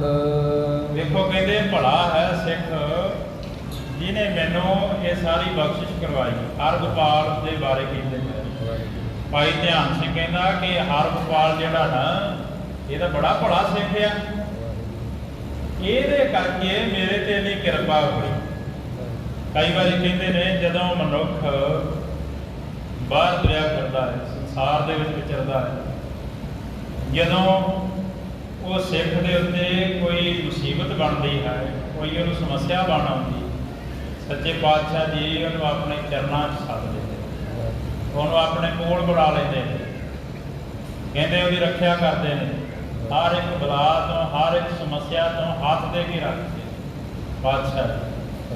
ਕਹਿੰਦੇ ਇਹ ਜਿਹੜਾ ਸਿੱਖ ਆ ਹਰਗੋਪਾਲ ਭਾਵੇਂ ਜਾਣੇ ਅਣਜਾਣੇ ਦੇ ਵਿੱਚ ਹੀ ਇਹਦੇ ਕੋਲੋਂ ਬਚਨ ਦਿੱਤਾ ਗਿਆ, ਪਰ ਇਹਨੇ ਤੇ ਮੇਰੀਆਂ ਕੁਲਾਂ ਤਾਰ ਦਿੱਤੀਆਂ, ਸਿੱਖੀ ਦ੍ਰਿੜ ਹੋ ਗਈ। ਇਹਦੇ ਚਰਨਾਂ ਦੇ ਤੇ ਨਮਸਕਾਰ ਆ। ਕਈ ਵਾਰੀ ਲੱਗਦਾ ਹੈ ਕਿ ਫਲਾਣਾ ਬੰਦਾ ਮੈਨੂੰ ਦੁੱਖ ਦਿੰਦਾ ਹੈ ਤੇ ਉਹਦੇ ਕਰਕੇ ਬੰਦਾ ਜਾ ਕੇ ਸੱਚੇ ਪਾਤਸ਼ਾਹ ਦੇ ਚਰਨਾਂ ਨਾਲ ਜੁੜ ਜਾਂਦਾ ਹੈ, ਉਹਦੇ ਕਰਕੇ ਬਾਣੀ ਪੜ੍ਹਨ ਲੱਗ ਪੈਂਦਾ ਹੈ, ਫਿਰ ਉਹ ਚੰਗਾ ਹੋਇਆ ਕਿ ਮੰਦਾ ਹੋਇਆ। ਇਸ ਕਰਕੇ ਕਹਿੰਦੇ ਹਰ ਸਿੱਕੇ ਦੇ ਦੋ ਪਹਿਲੂ ਨੇ। ਪਹਿਲਾਂ ਮੈਨੂੰ ਲੱਗਦਾ ਕਿ ਇਹਨੇ ਮੇਰੇ ਨਾਲ ਧੱਕਾ ਕੀਤਾ, ਦੂਜੇ ਪਾਸੇ ਦੇਖਦਾ ਕਹਿੰਦੇ ਬਹੁਤ ਕਿਰਪਾ ਹੋਈ, ਇਹਦੇ ਕਰਕੇ ਮੈਂ ਇੱਥੋਂ ਤੱਕ ਪਹੁੰਚ ਗਿਆ, ਮੈਂ ਗੁਰਸਿੱਖੀ ਕਮਾ ਲਈ ਹੈ, ਮੈਂ ਤੁਹਾਡੀਆਂ ਖੁਸ਼ੀਆਂ ਲੈ ਲਈਆਂ ਹਨ। ਇਹਦੇ ਸਨਮੁਖ ਆ, ਇਹ ਮਨਮੁਖ ਨਹੀਂ ਇਹ ਸਿੱਖ। ਸੋ ਸੱਚੇ ਪਾਤਸ਼ਾਹ ਜੀ ਇਹਦੇ ਤੇ ਵੀ ਕਿਰਪਾ ਕਰੋ। ਇਹ ਧੰਨ ਭਾਗ ਨੇ ਸਿੱਖ ਦੇ ਹਰਗੋਪਾਲ ਦੇ। ਸਰਨੀ ਤੁਮਰੀ ਆਇਓ ਗੁਰਮੁਖ।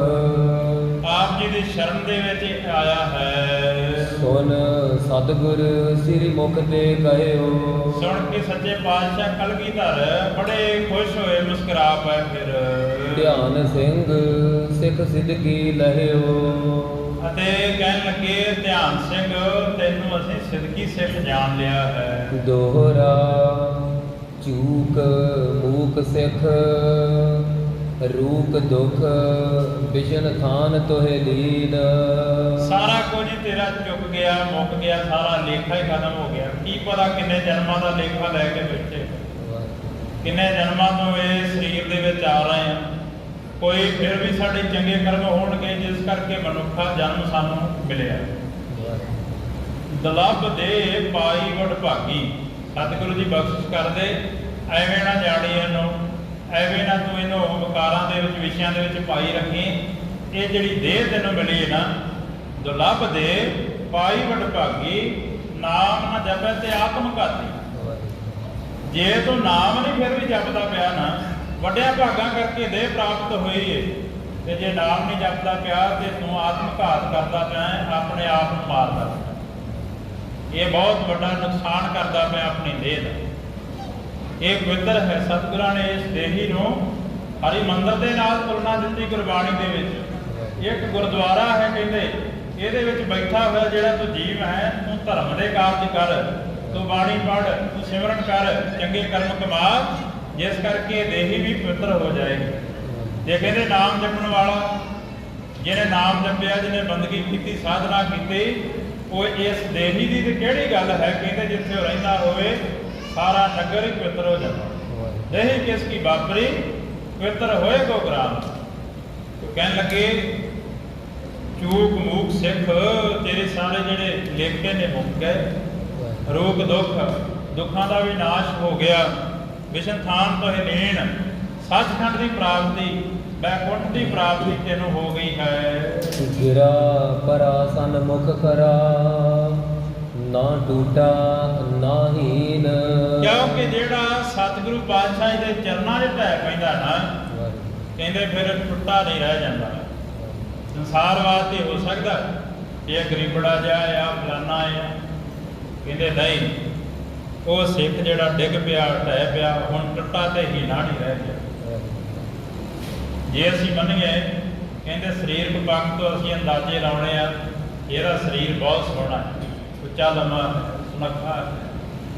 ਅਸੀਂ ਸਾਡੇ ਜਿਹੜੇ ਤਕਾਜ਼ੇ ਨੇ ਸੰਸਾਰੀ ਦੁਨੀਆ, ਪਰ ਕਹਿੰਦੇ ਸਤਿਗੁਰੂ ਜੀ ਅੰਦਰ ਦੇਖ ਕੇ ਅੰਦਾਜ਼ਾ ਲਾਉਂਦੇ ਨੇ ਵੀ ਇਹ ਕਿਹੋ ਜਿਹਾ, ਉਹ ਸਾਡਾ ਅੰਦਰ ਦੇਖਦੇ। ਇਹ ਮਨਾਰ ਸੀ ਕੋ ਗੁਰਮੁਖ ਦੇਖੇ। ਸਤਿਗੁਰੂ ਜੀ ਸਾਡੇ ਅੰਦਰ ਨੂੰ ਜਾਣਦੇ ਨੇ, ਸਾਡੇ ਅੰਦਰ ਕਿੰਨੀ ਮਾਲੂਮ ਸ਼ੇਪ ਲੱਗੀ ਹੋਈ, ਕਿੰਨੀ ਮੈਲ ਲੱਗੀ ਹੋਈ। ਬਾਹਰੋਂ ਕਹਿੰਦੇ ਸਰੀਰ ਨੂੰ ਮਲ ਕੇ ਧੋ ਲਿਆ, ਅੰਦਰ ਫਲੇਲਾਂ ਲਾ ਲਈਆਂ, ਸੋਹਣਾ ਦਸਤਾਰਾ ਸਜਾ ਲਿਆ, ਸੋਹਣੇ ਕੱਪੜੇ ਪਾ ਲਏ, ਪਰ ਕਹਿੰਦੇ ਭੀਤਰ ਭਰੀ ਪੰਗਾ।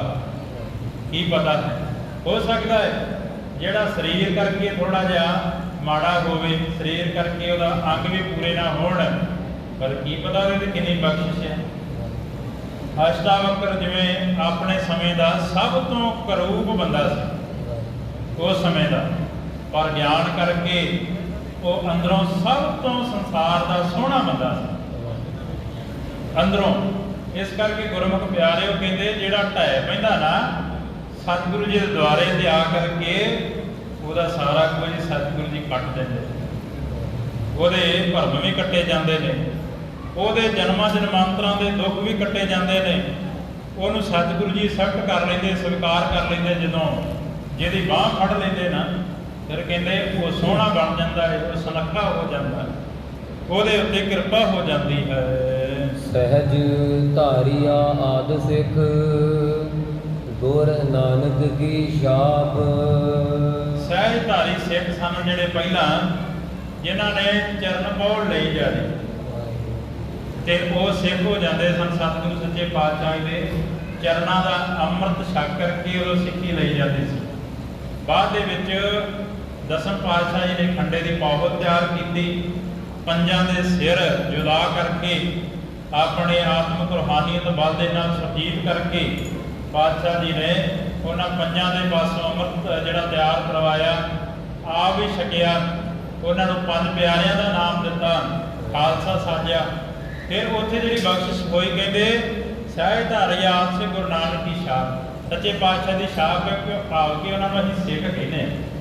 ਜਿਹੜੇ ਸਿੱਖ ਸਨ ਪਹਿਲੀਆਂ 9 ਪਾਤਸ਼ਾਹੀਆਂ ਤੱਕ, ਜਿਨ੍ਹਾਂ ਨੇ ਚਰਨ ਪੌੜ ਲਈ, ਚਰਨਾਮ੍ਰਿਤ ਜਿਨ੍ਹਾਂ ਨੇ ਧਾਰਨ ਕਰਕੇ ਗੁਰਸਿੱਖੀ ਧਾਰਨ ਕੀਤੀ। ਖੰਡੇ ਪਾਹਲ ਹਦਨ ਕੋ, ਤੁਰਕਨ ਸਿੰਘਨ ਥਾਪ।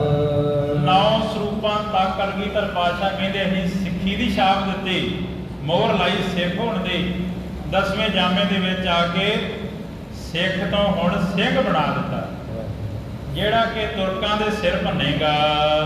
ਜੋ ਭਈ ਸਿੱਧਕੀ ਸਿੱਖ ਹੱਦ ਤੂੰ ਮੇਰਾ। ਧਿਆਨ ਸਿੰਘ, ਤੂੰ ਮੇਰਾ ਬੜਾ ਸਿੱਧਕੀ ਸਿੱਖ ਹੈ, ਤੇਰੇ ਤੇ ਬੜਾ ਪਿਆਰ ਹੈ ਮੇਰਾ। ਮੋਹ ਚਰਨਨ ਮਹਿ ਪ੍ਰੇਮ ਕਨੇਰਾ।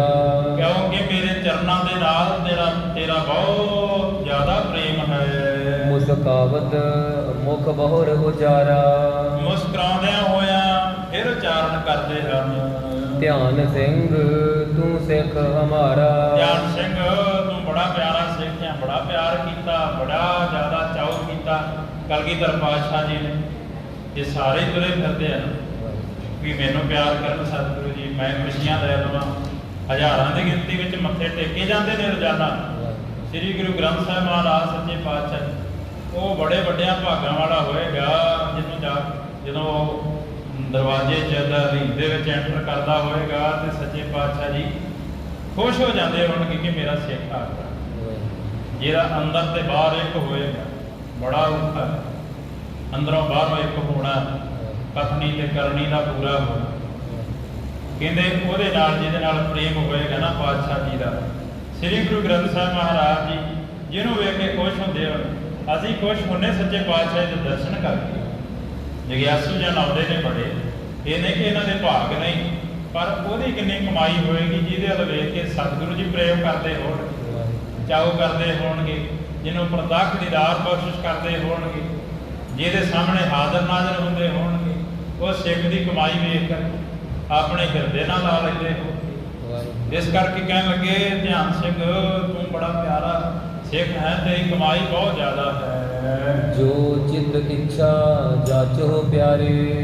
ਜੋ ਤੇਰੇ ਮਨ ਦੇ ਵਿੱਚ ਇੱਛਾ ਹੈ, ਜੋ ਤੇਰੇ ਮਨ ਦੀ ਇੱਛਾ ਹੈ, ਸੰਸਾਰ ਦਾ ਰਾਜ ਜਾਂ ਕੁਝ ਵੀ ਤਰਲੋਕੀ ਦਾ ਰਾਜ, ਸਾਰਾ ਕੁਝ ਹੀ ਅੱਜ ਤੈਨੂੰ ਦੇ ਦਿਆਂ। ਜੋ ਵੀ ਚਿੱਤ ਦੇ ਵਿੱਚ ਇੱਛਾ ਹੈ ਮੰਗ ਲੈ। ਸਿਦਕ ਬਚਨ ਕਾ ਪ੍ਰੇਮ ਉਦਾਰੇ। ਕਿਉਂਕਿ ਇਹ ਜਿਹੜਾ ਸਿਦਕ ਵਾਲਾ ਬਚਨ ਤੂੰ ਕਮਾਇਆ, ਇਹਦੇ ਕਰਕੇ ਤੇਰੇ ਅੰਦਰ ਬਹੁਤਾ ਪ੍ਰੇਮ ਬਣ ਗਿਆ। ਕਲਗੀ ਧਰ ਦੇ ਸੁਨ ਕਰ ਕਾਨਾ। ਕਲਗੀਧਰ ਪਾਤਸ਼ਾਹ ਜੀ ਬੜੇ ਆਨੰਦ ਦੇ ਵਿੱਚ, ਵਜ ਦੇ ਵਿੱਚ ਆਏ ਹੋਏ ਨੇ। ਜੇ ਵਚਨ ਦੇਈ ਜਾ ਰਹੇ, ਕਹਿੰਦੇ ਨੇ ਧਿਆਨ ਸਿਖਾ ਮੰਗ ਲੈ। ਜਦੋਂ ਸੁਣੇ ਵਚਨ ਪ੍ਰੇਮ ਵਾਲੇ, ਹਾਥ ਜੋੜ ਕਰ ਸਿੱਖ ਬਖਾਨਾ। ਹੱਥ ਜੋੜ ਕੇ ਫਿਰ ਸਿੱਖ ਕਹਿਣ ਲੱਗਾ, ਤੇਰੀ ਪ੍ਰਭ ਬਹੁ ਚਿੰਤਾ ਮਨ ਮੇਰੇ। ਸੱਚੇ ਪਾਤਸ਼ਾਹ ਜੀ, ਮੇਰੇ ਮਨ ਦੇ ਵਿੱਚ ਇੱਕ ਚਿੰਤਾ ਹੈ। ਅਬ ਤੁਮ ਬਖਸ਼ੋ ਆਪਨ ਅਗੇਰੇ। ਹੁਣ ਤੇ ਜੇ ਕੋਈ ਗਲਤੀ ਹੋ ਜਾਂਦੀ ਹੈ ਸਿੱਖ ਦੇ ਕੋਲੋਂ, ਕਲਗੀਧਰ ਪਾਤਸ਼ਾਹ ਜੀਓ ਤੁਸੀਂ ਬਖਸ਼ ਦਿੰਦੇ ਹੋ। ਤੁਹਾਡੇ ਕੋਲ ਧਾ ਕੇ ਆ ਜਾਈਦਾ ਕਿ ਗਲਤੀ ਹੋ ਗਈ, ਤੁਸੀਂ ਬਖਸ਼ ਦਿੰਦੇ ਹੋ ਸਾਨੂੰ। ਇਸ ਕਰਕੇ ਮੇਰੇ ਮਨ ਦੇ ਵਿੱਚ ਇਹ ਚਿੰਤਾ ਹੈ। ਅਬ ਹੈ ਸਿੱਖ ਮੁਰਝਾਵਤ ਐਸੇ। ਜਦੋਂ ਕਿਤੇ ਇਹ ਮੁਰਝਾਉਂਦੇ ਨੇ, ਫੇਰ ਵੀ ਅਜੇ ਵੀ ਜਿਹੜੇ ਸਿੱਖ ਮੁਰਝਾਉਣ ਤੋਂ ਭਾਵ ਸਿਦਕ ਤੋਂ ਡੋਲ ਜਾਂਦੇ ਹਨ, ਜਿਹੜੇ ਪਿੱਛੇ ਸਿਦਕ ਹੋਏ ਦ੍ਰਿੜ ਕੈਸੇ। ਜਦੋਂ ਆਪਣਾ ਸਰੀਰ ਤੁਸੀਂ ਸੰਕੋਚ ਲਵੋਗੇ, ਪੰਜ ਭੂਤ ਸਰੀਰ ਨੂੰ ਤਿਆਗ ਦਵੋਗੇ, ਤੇ ਫਿਰ ਸਿੱਖ ਜਿਹੜੇ ਨੇ ਉਹ ਆਪਣਾ ਸਿਦਕ ਕਿਵੇਂ ਕਮਾਉਣਗੇ, ਆਪਣੀ ਭੁੱਲ ਕਿਵੇਂ ਬਖਸ਼ਾਉਣਗੇ। ਇਸ ਹਿਤ ਜਾਚੋ ਆਪ ਅਗਾਰੇ। ਇਸ ਕਰਕੇ ਮੈਂ ਆਪ ਜੀ ਦੇ ਸਨਮੁਖ ਅਰਦਾਸ ਕਰਦਾ ਹਾਂ, ਦੇਹੋ ਸਿੱਖਨ ਕੋ ਸਿਦਕ ਉਦਾਰੇ। ਇਸ ਕਰਕੇ ਸਿੰਘਾਂ ਨੂੰ ਤੁਸੀਂ ਸਿਦਕ ਦੀ ਦਾਤ ਬਖਸ਼ਿਸ਼ ਕਰੋ। ਹੱਸ ਕਰ ਸ੍ਰੀ ਮੁਖ ਤਬੈ ਬਖਾਨਾ। ਹੱਸ ਕਰਕੇ ਫਿਰ ਸੱਚੇ ਪਾਤਸ਼ਾਹ ਜੀ ਕਹਿਣ ਲੱਗੇ, ਧਿਆਨ ਸਿੰਘ ਸੁਨ ਆਗ ਲਭਾਨਾ। ਧਿਆਨ ਸਿੰਘ, ਅਗਲਾ ਜਿਹੜਾ ਭਵਿੱਖ ਦਾ ਕਾਲ ਦਾ ਸਮਾਂ ਹੈ ਨਾ, ਫਿਊਚਰ ਦਾ ਸਮਾਂ, ਆਉਣ ਵਾਲਾ ਸਮਾਂ ਹੈ, ਸੁਣ। ਸਿੰਧ ਲਸਨ ਮੁਕਤਾ ਅਰ ਹੀਰਾ। ਜਿਵੇਂ ਕਹਿੰਦੇ ਨੇ ਸਾਗਰ ਦੇ ਵਿੱਚੋਂ ਹੀਰੇ ਨਿਕਲਦੇ ਨੇ, ਮੋਤੀ ਨਿਕਲਦੇ ਹਨ। ਕਮੀ ਠੌਰ ਮਹਿ ਮੋਲ ਗਹੀਰਾ। ਸਾਗਰ ਦੇ ਵਿੱਚੋਂ ਜਿਹੜੇ ਮੋਤੀ ਤੇ ਹੀਰੇ ਨਿਕਲਦੇ ਨੇ, ਉਥੋਂ ਕੱਢ ਕੇ ਜਿਹੜੇ ਉਹ ਗੋਤਾਖੋਰ ਹੁੰਦੇ ਨੇ, ਜਿਹੜੇ ਕੱਢਣ ਵਾਲੇ, ਉਥੋਂ ਲਿਆ ਕਰਕੇ ਫਿਰ ਅੱਗੇ ਲਿਆ ਕੇ ਵੇਚ ਦਿੰਦੇ ਨੇ। ਫਿਰ ਜਦੋਂ ਅੱਗੇ ਜਾਂਦਾ ਉਹ ਮੋਤੀ ਹੀਰਾ, ਕੀ ਉਹਦੀ ਕੀਮਤ ਘਟ ਜਾਂਦੀ? ਕਦੇ ਨਹੀਂ ਘਟਦੀ। ਹੀਰੇ ਨੇ ਹੀਰਾ ਰਹਿਣਾ, ਮੋਤੀ ਨੇ ਮੋਤੀ ਰਹਿਣਾ। ਭਾਵੇਂ ਕਿ ਸਮੁੰਦਰ ਤੋਂ ਦੂਰ ਕਰ ਦਿੱਤਾ ਜਾਂਦਾ ਹੈ, ਹੋ ਸਕਦਾ ਕਿ ਉਹਦੀ ਕੀਮਤ ਵੱਧ ਹੀ ਜਾਵੇ, ਪਰ ਕਦੇ ਘਟਦੀ ਨਹੀਂ ਹੀਰੇ ਦੀ ਕੀਮਤ। ਕਿਉਂ ਪਾਛੇ ਸਿੱਖ ਸਿਦਕੀ ਮੇਰੇ।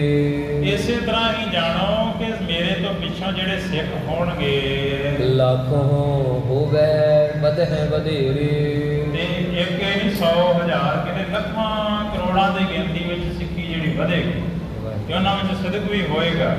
ਆਉਣ ਵਾਲਾ ਸਮਾਂ ਜਿਹੜਾ ਉਹਦੇ ਬਾਪ ਦੱਸਦੇ ਹਨ। ਦੋਹਰਾ ਹਮਰੀ ਤਨ ਕੀ ਸੂਰਗਤ ਅਸਤ ਰਾਤ ਹੋਏ ਜਾਏ। ਸਾਡਾ ਜਿਹੜਾ ਤਨ ਹੈ, ਮੇਰਾ ਜਿਹੜਾ ਸਰੀਰ ਹੈ, ਕਲਗੀਧਰ ਪਾਤਸ਼ਾਹ ਜੀ ਕਹਿਣ ਲੱਗੇ, ਇਹ ਸੂਰਜ ਦੀ ਨਿਆਈ ਹੈ।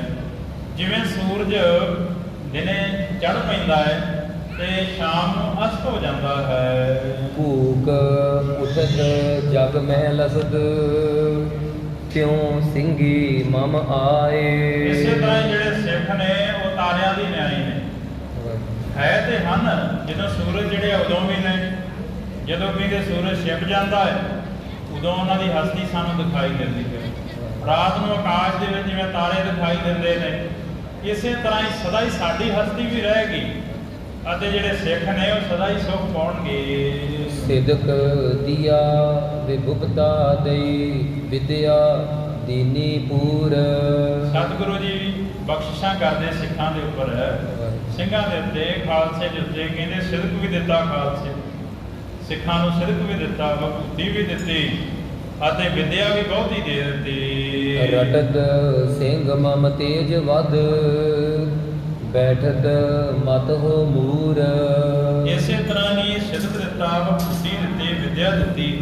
ਜਿਉਂ-ਜਿਉਂ ਹੀ ਸਿੰਘ ਤੁਹਾਡਾ ਨਾਮ ਜਪਿਆ ਕਰਨਗੇ ਦਿੱਤਾ ਹੋਇਆ, ਤੇ ਕੋਲ ਬੈਠ ਕਰਕੇ ਤੇ ਉਵੇਂ ਉਵੇਂ ਉਹਨਾਂ ਦਾ ਤੇਜ ਵੱਧਦਾ ਜਾਏਗਾ। ਗੱਲ ਆਉਂਦੀ ਨਾਮ ਜਪਣ ਤੋਂ, ਜਿਵੇਂ ਜਿਵੇਂ ਉਹ ਬੰਦਗੀ ਕਰਨਗੇ ਉਵੇਂ ਉਵੇਂ ਉਹਨਾਂ ਦਾ ਸਿਦਕ ਤੇ ਉਹਨਾਂ ਦਾ ਤੇਜ ਪ੍ਰਤਾਪ ਵੱਧਦਾ ਜਾਏਗਾ। ਸੂਰ ਹੂਰ ਸਭ ਪੂਰ ਤਜ, ਦੁਰ ਦੁਰ ਭੂਬਨ ਮਾਹੇ। ਜਿਹੜੇ ਹੁਣ ਸੂਰਜ ਦੇ ਸੰਗੀ ਬਣਦੇ ਨੇ, ਸੂਰਜ ਦੇ ਨਾਲ ਮਿੱਤਰਤਾ ਬਣਾਉਂਦੇ ਨੇ, ਕਹਿੰਦੇ ਉਹ ਉਹਨਾਂ ਦੇ ਕੋਲ ਵੀ ਸੂਰਜ ਵਰਗਾ ਜਿਹੜਾ ਪ੍ਰਕਾਸ਼ ਆ ਜਾਂਦਾ। ਇਸੇ ਤਰ੍ਹਾਂ ਹੀ ਜਿਹੜੇ ਸੂਰਜ ਦੇ ਮਿੱਤਰ ਬਣਦੇ, ਹੁਣ ਸੂਰਜ ਕਿੰਨਾ ਤਪਦਾ, ਸੂਰਜ ਦਾ ਤੇਜ ਕਿੰਨਾ, ਉਹਦੇ ਕੋਲ ਨਹੀਂ ਕੋਈ ਜਾ ਸਕਦਾ, ਪਰ ਕਹਿੰਦੇ ਸੂਰਜ ਕੇ ਉਹਨੂੰ ਮਿੱਤਰ ਬਣਾ ਲਵੇ ਤੇ ਕਹਿੰਦੇ ਉਹਦੇ ਕੋਲ ਵੀ ਤੇਜ ਉਹ ਜਾ ਜਾਂਦਾ। ਹੁਣ ਕਲਗੀਧਰ ਪਾਤਸ਼ਾਹ ਜੀ ਕਹਿੰਦੇ ਜਿਹੜਾ ਸਾਡਾ ਮਿੱਤਰ ਬਣਿਆ, ਜਿਹੜਾ ਸਾਡਾ ਸਿੱਖ ਬਣ ਗਿਆ, ਖਾਲਸਾ ਛੱਡ ਗਿਆ, ਜਿੰਨਾ ਤੇਜ ਸਾਡੇ ਵਿੱਚ ਹੈ ਉਹਨਾਂ ਤੇਜ ਉਹ ਸਿੱਖ ਦੇ ਵਿੱਚ ਆ ਜਾਏ ਅਤੇ ਉਹ ਕਾਇਰ ਤੋਂ ਸੂਰਮਾ ਬਣ ਜਾਵੇਗਾ। ਰਾਜ ਬਾਜ ਗਜ ਸਾਜ ਸਭ, ਸਿਦਕ ਦਿਆ ਮਮ ਪਾਹੇ। ਅਤੇ ਸਾਰਾ ਕੁਝ ਹੀ ਰਾਜ ਸਾਜ ਘੋੜੇ ਹਾਥੀ ਸਾਰਾ ਸਮਾਨ ਇਹਨਾਂ ਦੇ ਤਾਂ ਹੀ ਦੇ ਦਿੱਤਾ। ਚੌਪਈ ਇਸ ਪ੍ਰਕਾਰ ਕਹਿ ਕਰ ਜਗ ਸੁਆਮੀ। ਇਸ ਤਰ੍ਹਾਂ ਕਹਿ ਕਰਕੇ ਜਗਤ ਦੇ ਸੁਆਮੀ ਧੰਨ ਸ੍ਰੀ ਗੁਰੂ ਗੋਬਿੰਦ ਸਿੰਘ ਮਹਾਰਾਜ ਕਲਗੀਧਰ ਦਸ਼ਮੇਸ਼ ਪਿਤਾ ਮੰਦਰ ਗਮਨੇ ਅੰਤਰ ਜਾਮੀ। ਆਪਣੇ ਨਿਜ ਮਹਿਲਾਂ ਤੇ ਚਲੇ ਗਏ। ਖਾਨ ਪਾਨ ਕਰ ਨਿਸਾ ਗੁਜਾਰੀ। ਪ੍ਰਸ਼ਾਦਾ ਪਾਣੀ ਛਕਿਆ, ਸੂਪਕਾਰ ਨੇ ਰਸੋਈਏ ਸਿੰਘ ਨੇ ਪ੍ਰਸ਼ਾਦਾ ਤਿਆਰ ਕੀਤਾ ਬੜੇ ਚਾਅ ਦੇ ਨਾਲ ਅਤੇ ਲੈ ਕੇ ਆਇਆ ਹਜ਼ੂਰੀ ਦੇ ਵਿੱਚ ਸੱਚੇ ਪਾਤਸ਼ਾਹ ਜੀ ਪ੍ਰਸ਼ਾਦ ਤਿਆਰ। ਸਤਿਗੁਰਾਂ ਨੇ ਲੋੜਵੰਦ ਜਿੰਨਾ ਕੁ ਸਰੀਰ ਦੀ ਲੋੜ ਸੀ ਭੋਜਨ ਪ੍ਰਸ਼ਾਦਾ ਛਕਿਆ। ਆਏ ਪ੍ਰਾਤ ਪੁਨ ਸਭਾ ਮਝਾਰੀ। ਅੰਮ੍ਰਿਤ ਵੇਲਾ ਹੋਇਆ, ਪੈ ਰਾਤ ਰਹਿੰਦਿਆਂ 1 ਵਜੇ ਸਤਿਗੁਰੂ ਜੀ ਫਿਰ ਜਾਗ ਨਿਤ ਦੀ ਕਿਰਿਆ ਕੀਤੀ, ਇਸ਼ਨਾਨ ਪਾਣ ਕੀਤਾ। ਸੇਵਾਦਾਰ ਸਿੰਘਾਂ ਨੇ ਇਸ਼ਨਾਨ ਪਾਣ ਕਰਵਾਇਆ ਤੇ ਬਾਅਦ ਦੇ ਵਿੱਚ ਸਤਿਗੁਰਾਂ ਨੇ ਸ਼ਸਤਰ ਬਸਤਰ ਧਾਰਨ ਕੀਤੇ, ਦਸਤਾਰ ਸਜਾਈ, ਕੇਸਾਂ ਦੇ ਵਿੱਚ ਕੰਘਾ ਕੀਤਾ ਤੇ ਬਾਅਦ ਦੇ ਵਿੱਚ ਆਪਣੀ ਜਗ੍ਹਾ ਬੱਧੀ ਕਲਗੀ ਸਜਾਈ, ਜਿਹਦੇ ਵਿੱਚ ਬੇਅੰਤ ਜਿਹੜੇ ਹੀਰੇ ਦੇ ਨਗ ਜੜਤ ਨੇ। ਆਣ ਕਰਕੇ ਫਿਰ ਸਜ ਕਰਕੇ ਸਤਿਗੁਰੂ ਜੀ ਸਭਾ ਦੇ ਵਿੱਚ ਆ ਗਏ। ਬੈਠੇ ਕਰਕੇ ਸੌਜ ਇਸ਼ਨਾਨਾ। ਅਤੇ ਫਿਰ ਜਿਹੜਾ ਖਾਲਸਾ ਹੈ ਉਹ ਵੀ ਸੋਚ ਇਸ਼ਨਾਨ ਕਰਕੇ ਤੇ ਆਣ ਕਰਕੇ ਸਤਿਗੁਰੂ ਸੱਚੇ ਪਾਤਸ਼ਾਹ ਦੇ ਪਾਸ ਬੈਠ ਗਿਆ। ਆਏ ਖਾਲਸਾ ਲੱਗੇ ਉਹ ਦੀਵਾਨਾ। ਖਾਲਸਾ ਆ ਗਿਆ ਤੇ ਦੀਵਾਨ ਸਜ ਗਏ ਹਨ। ਮਾਘ ਮਾਸ ਤਬ ਸੀਤ ਮਹਾਨੇ। ਮਾਘ ਦਾ ਮਹੀਨਾ ਹੈ ਤੇ ਠੰਡ ਕਾਫੀ ਹੈ। ਨਰ ਨਾਰੀ ਬਹੁ ਪ੍ਰਾਤ ਇਸ਼ਨਾਨੇ। ਤੇ ਬਹੁਤੇ ਜਿਹੜੇ ਹਨ ਸੰਗਤਾਂ ਨੇ ਉਹ ਅੰਮ੍ਰਿਤ ਵੇਲੇ ਇਸ਼ਨਾਨ ਕਰਦੇ ਹਨ। ਤਪ ਸਿੱਖਨ ਕਰ ਜੋਰ ਉਜਾਰਾ। ਇਸ਼ਨਾਨ ਕਰਨਾ ਜਿਹੜਾ ਹੈ ਉਹਦੇ ਬਾਵਜੂਦ ਫਿਰ ਸਿੱਖ ਪੁੱਛਦੇ ਨੇ, ਕਿਉਂਕਿ ਹਰ ਇੱਕ ਤਰ੍ਹਾਂ ਦਾ ਸਵਾਲ ਜਿਹੜਾ ਹੈ ਨਾ ਉਹ ਸਿੱਖ ਦੇ ਹਿਰਦੇ ਵਿੱਚ ਜਦੋਂ ਆਉਂਦਾ, ਉਹਦਾ ਸ਼ੰਕਾ ਜਦੋਂ ਬਣਦਾ ਨਾ ਕਿ ਉਹ ਸਤਿਗੁਰੂ ਜੀ ਉਹਦਾ ਜਵਾਬ ਦਿੰਦੇ। ਉਹ ਗੁਰੂ ਹੀ ਨਹੀਂ ਹੋ ਸਕਦਾ ਜਿਹੜਾ ਸਾਡੇ ਸ਼ੰਕਿਆਂ ਦਾ ਉੱਤਰ ਹੀ ਨਾ ਦੇਵੇ। ਅਤੇ ਅੱਜ ਕੱਲ੍ਹ ਜਿਵੇਂ ਬਣਾਇਆ ਜਾਂਦਾ, ਕੋਈ ਮਾੜਾ ਜਿਹਾ ਕੋਈ ਯੁਕਤੀ ਕੋਈ ਆਪਣਾ ਨੇ ਗੁਰਮੰਤਰ ਬਣਾਇਆ ਹੁੰਦਾ ਹੈ, ਉਹ ਦੇ ਦਿੰਦਾ, ਉਹਦੇ ਨਾਲ ਉਹਨੇ ਕੋਈ ਜੁੜ ਜਾਂਦੇ ਨੇ। ਕੋਈ 500 700 1000 ਜਣਾ ਜੁੜ ਗਿਆ। ਅੱਜ ਕੱਲ੍ਹ ਮੀਡੀਆ ਦਾ ਯੁੱਗ ਹੈ, YouTube ਦੇ ਉੱਤੇ ਉਹ ਪਾਈ ਜਾਂਦੇ ਨੇ, ਉਹਨਾਂ ਨਾਲ ਉਹ ਜੁੜੀ ਜਾਂਦੇ ਜਿਹੜੇ ਲੋਕ ਨੇ, ਕਿਉਂਕਿ ਮਨ ਨਹੀਂ ਨਾ ਠਹਿਰਦਾ। ਅਤੇ ਉਹ 1000 2000 ਬੰਦੇ ਨੂੰ ਲੈ ਕੇ ਤੇ ਆਪ ਗੁਰੂ ਬਣ ਬੈਠਦੇ। ਉਹਨਾਂ ਨੂੰ ਕਹਿੰਦੇ ਨੇ ਕਿ ਤੁਸੀਂ ਸਾਡੇ ਸਤਿਗੁਰੂ ਹੋ। ਗੁਰੂ ਰੁਤਬਾ ਜਿਹੜਾ ਹੈ ਬਹੁਤ ਵੱਡਾ। ਇੱਥੇ ਤਾਂ ਜਦੋਂ ਲੋੜ ਪੈਂਦੀ ਹੈ ਤੇ ਆਪਣਾ ਸਰਬੰਸ ਵੀ ਵਾਰ ਦਿੰਦੇ, ਆਪਣੇ ਸਾਹਿਬਜ਼ਾਦੇ ਵੀ ਕੁਰਬਾਨ ਕਰ ਦਿੰਦੇ, ਆਪਣੇ ਜਿਹੜੇ ਸਾਰੇ ਸੰਬੰਧੀ ਨੇ ਉਹ ਵੀ ਕੁਰਬਾਨ ਕਰ ਦਿੰਦੇ ਨੇ। ਫਿਰ ਵੀ ਕਹਿੰਦੇ ਨੇ ਕਿ ਇਹ ਸਾਰੇ ਜਿਹੜੇ ਸੰਬੰਧੀ ਨੇ, ਇਹ ਪੁੱਤਰ ਨੇ ਜਿਹੜੇ ਵਾਰੇ ਨੇ, ਇਹ ਖਾਲਸੇ ਦੇ ਨਾਲੋਂ ਉੱਤਮ ਨੇ। ਖਾਲਸਾ ਮੇਰਾ ਜਿਹੜਾ ਹੈ ਉਹ ਸਭ ਤੋਂ ਪਿਆਰਾ ਪੁੱਤਰ ਹੈ। ਸਾਡੇ ਵੱਲ ਹੱਥ ਕਰਕੇ ਕਲਗੀਧਰ ਪਾਤਸ਼ਾਹ ਨੇ ਕਿ ਤੁਹਾਡੇ ਉੱਤੋਂ ਆ ਸਾਰਾ ਪਰਿਵਾਰ ਮੈਂ ਕੁਰਬਾਨ ਕਰ ਦਿੱਤਾ, ਤੁਹਾਡੇ ਕਰਕੇ ਸਾਰੇ ਵਾਰ ਦਿੱਤੇ ਕਿ ਤੁਸੀਂ ਜਿਉਂਦੇ ਹੋ। ਕਈ ਹਜ਼ਾਰ ਦੀ ਗਿਣਤੀ ਹੈ ਤੁਹਾਡੀ, ਮੈਨੂੰ ਕੋਈ ਮਲਾਲ ਨਹੀਂ, ਕਿਸੇ ਤਰ੍ਹਾਂ ਦਾ ਕੋਈ ਮਨ ਦੇ ਵਿੱਚ ਸ਼ੰਕਾ ਨਹੀਂ, ਭਰਮ ਨਹੀਂ ਕਿ ਮੇਰੇ 4 ਸਾਹਿਬਜ਼ਾਦੇ ਸੰਚਾਰੇ ਕੁਰਬਾਨ ਹੋ ਗਏ, ਸ਼ਹਾਦਤੇ ਜਾਮ ਪੀ ਗਏ। ਮੈਨੂੰ ਪਤਾ ਕਿ ਖਾਲਸਾ ਜਿਉਂਦਾ, ਇਹ ਸਾਰੇ ਮੇਰੇ ਪੁੱਤਰ ਨੇ। ਇਸ ਕਰਕੇ ਕਹਿੰਦੇ ਗੁਰੂ ਰੁਤਬਾ ਜਿਹੜਾ ਹੈ ਪ੍ਰਾਪਤ ਕਰਨਾ ਕਿਤੇ ਆਸਾਨ ਨਹੀਂ, ਸੌਖਾ ਨਹੀਂ। ਤੋ ਸਤਿਗੁਰੂ ਕਲਗੀਧਰ ਪਾਤਸ਼ਾਹ ਜੀ ਜਦੋਂ ਕੋਈ ਵੀ ਆ ਕੇ ਸਵਾਲ ਕਰਦਾ, ਸਿੱਖ ਸਵਾਲ ਦਾ ਜਵਾਬ ਦਿੰਦੇ ਨੇ, ਜਵਾਬ ਹੀ ਨਹੀਂ ਦਿੰਦੇ, ਐਸਾ ਜਵਾਬ ਦਿੰਦੇ ਨੇ ਪਾਤਸ਼ਾਹ ਜੀ ਕਿ ਉਹ ਬਿਲਕੁਲ ਨਿਰੁੱਤਰ ਹੋ ਜਾਂਦਾ ਹੈ। ਕਲਗੀਧਰ ਪਾਤਸ਼ਾਹ ਦੇ ਚਰਨਾਂ ਦਾ ਭੌਰਾ ਬਣ ਕੇ ਰਹਿ ਜਾਂਦਾ। ਤੇ ਜਦੋਂ ਕਹਿੰਦੇ ਠੰਡ ਹੁੰਦੀ ਨਾ ਸਿਆਲ ਦੇ ਵਿੱਚ, ਮਾਘ ਦੇ ਮਹੀਨੇ ਵਿੱਚ ਸਿੱਖ ਇਸ਼ਨਾਨ ਕਰਦੇ ਨੇ, ਜੇ ਸਰੀਰ ਦੇ ਠੰਡ ਨੂੰ ਕਰਦਾ, ਜਦੋਂ ਸੀਤਲ ਜਲ ਹੁੰਦਾ। ਇਸ ਕਰਕੇ ਉਹਨਾਂ ਨੇ ਫਿਰ ਸਵਾਲ ਕੀਤਾ, ਤਬ ਸਿੱਖਣ ਕਰ ਜੋਰ ਉਚਾਰਾ, ਹੱਥ ਜੋੜ ਕੇ ਕਲਗੀਧਰ ਪਾਤਸ਼ਾਹ ਜੀ ਨੂੰ ਪੁੱਛਦੇ ਹਨ। ਮਾਘ ਮਾਸ ਅਰ ਕਾਤਕ ਸਾਰਾ, ਕੱਤੇ ਦਾ ਮਹੀਨਾ, ਮਾਘ ਦਾ ਮਹੀਨਾ, ਮੱਘਰ ਦਾ ਮਹੀਨਾ, ਇਹ ਠੰਡ ਦੇ ਮਹੀਨੇ ਨੇ। ਸਤਿਗੁਰੂ ਜੀਓ ਇਹਨਾਂ ਮਹੀਨਿਆਂ ਦੇ ਵਿੱਚ ਨਰ ਨਾਰੀ ਗਨ ਪ੍ਰਾਤੀ ਜਾਗੈ, ਸਾਰੇ ਸਿੱਖ ਸਿੱਖਣੀਆਂ ਸਾਰੇ ਅੰਮ੍ਰਿਤ ਵੇਲੇ ਜਾਗਦੇ ਹਨ। ਸੀਤ ਨੀਰ ਸੋ ਮੱਜਨ ਲਾਗੈ, ਤੇ ਅੰਮ੍ਰਿਤ ਵੇਲੇ ਉੱਠ ਕੇ ਫਿਰ ਠੰਡੇ ਜਲ ਦੇ ਨਾਲ ਇਸ਼ਨਾਨ ਕਰਦੇ ਹਨ।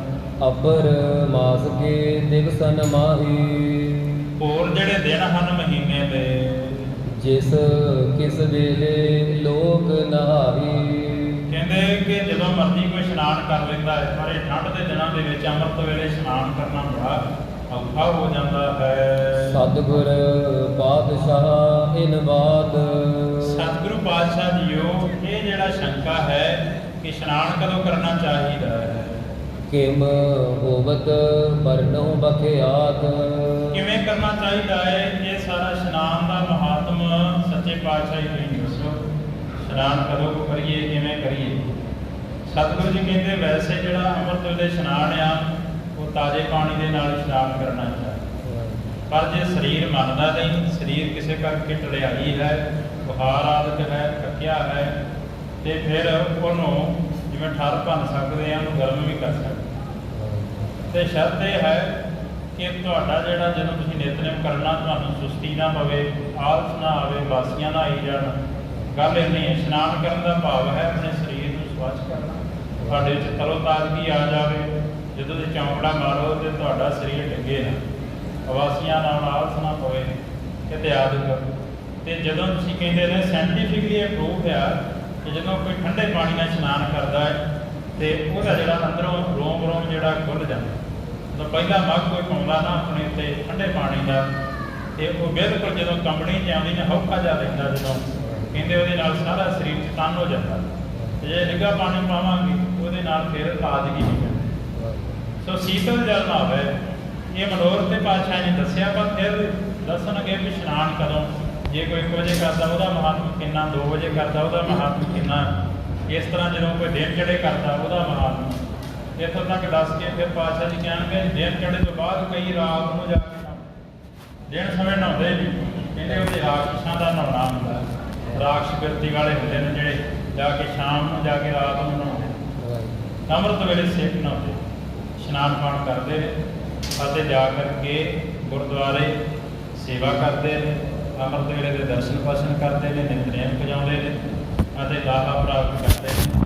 ਕਿਉਂਕਿ ਹੋਰ ਸਮੇਂ ਕਸਤੂਰੀ ਵੰਡੀ ਜਾ ਰਹੀ, ਝੋਲੀਆਂ ਭਰਦੇ ਨੇ ਭਾਗਾਂ ਵਾਲੇ, ਆਪਣੀ ਝੋਲੀ ਦੇ ਵਿੱਚ ਨਾਮ ਦੀਆਂ ਦਾਤਾਂ ਪਾ ਕੇ ਲੈ ਕੇ ਜਾਂਦੇ ਨੇ। ਸਤਿਗੁਰੂ ਜੀ ਬਿਰਾਦਤ ਕਰਨ ਆਈਆਂ ਸੰਗਤਾਂ ਦਾ ਧੰਨਵਾਦ, ਸਾਰੀਆਂ ਸੰਗਤਾਂ ਨੂੰ ਜੀਓ ਆਇਆ। ਸਤਿਗੁਰੂ ਪਾਤਸ਼ਾਹ ਦੀ ਬਖਸ਼ਿਸ਼ ਕਰਨ, ਸਾਨੂੰ ਗੁਰਸਿੱਖੀ ਦੀ ਨਾਮ ਨੂੰ ਬਖਸ਼ਿਸ਼ ਕਰਕੇ ਨਜ਼ਰੀ ਨਜ਼ਰ ਨਿਗਾਹ ਕਰਨ ਭੁੱਲਾਂ ਦੀ ਮਾਫੀ ਜੀ। ਦੇਖੋ ਸੱਜਣ ਸੀਸਰੀਆਂ ਜੋ ਹੋਵੇ ਸਾਹਿਬ ਸਵੇਰ ਲੇਖਾ ਕਦੇ ਨ ਛੁੱਟੀਏ ਕਿਨ ਕਿਨ ਪੂਰਨਹਾਰ ਬਖਸ਼ਨਹਾਰ ਬਖਸ਼ ਲੈ ਆਦ ਪਾਰ ਤਾਰ। ਵਾਹਿਗੁਰੂ ਜੀ ਕਾ ਖਾਲਸਾ, ਵਾਹਿਗੁਰੂ ਜੀ ਕੀ ਫਤਿਹ।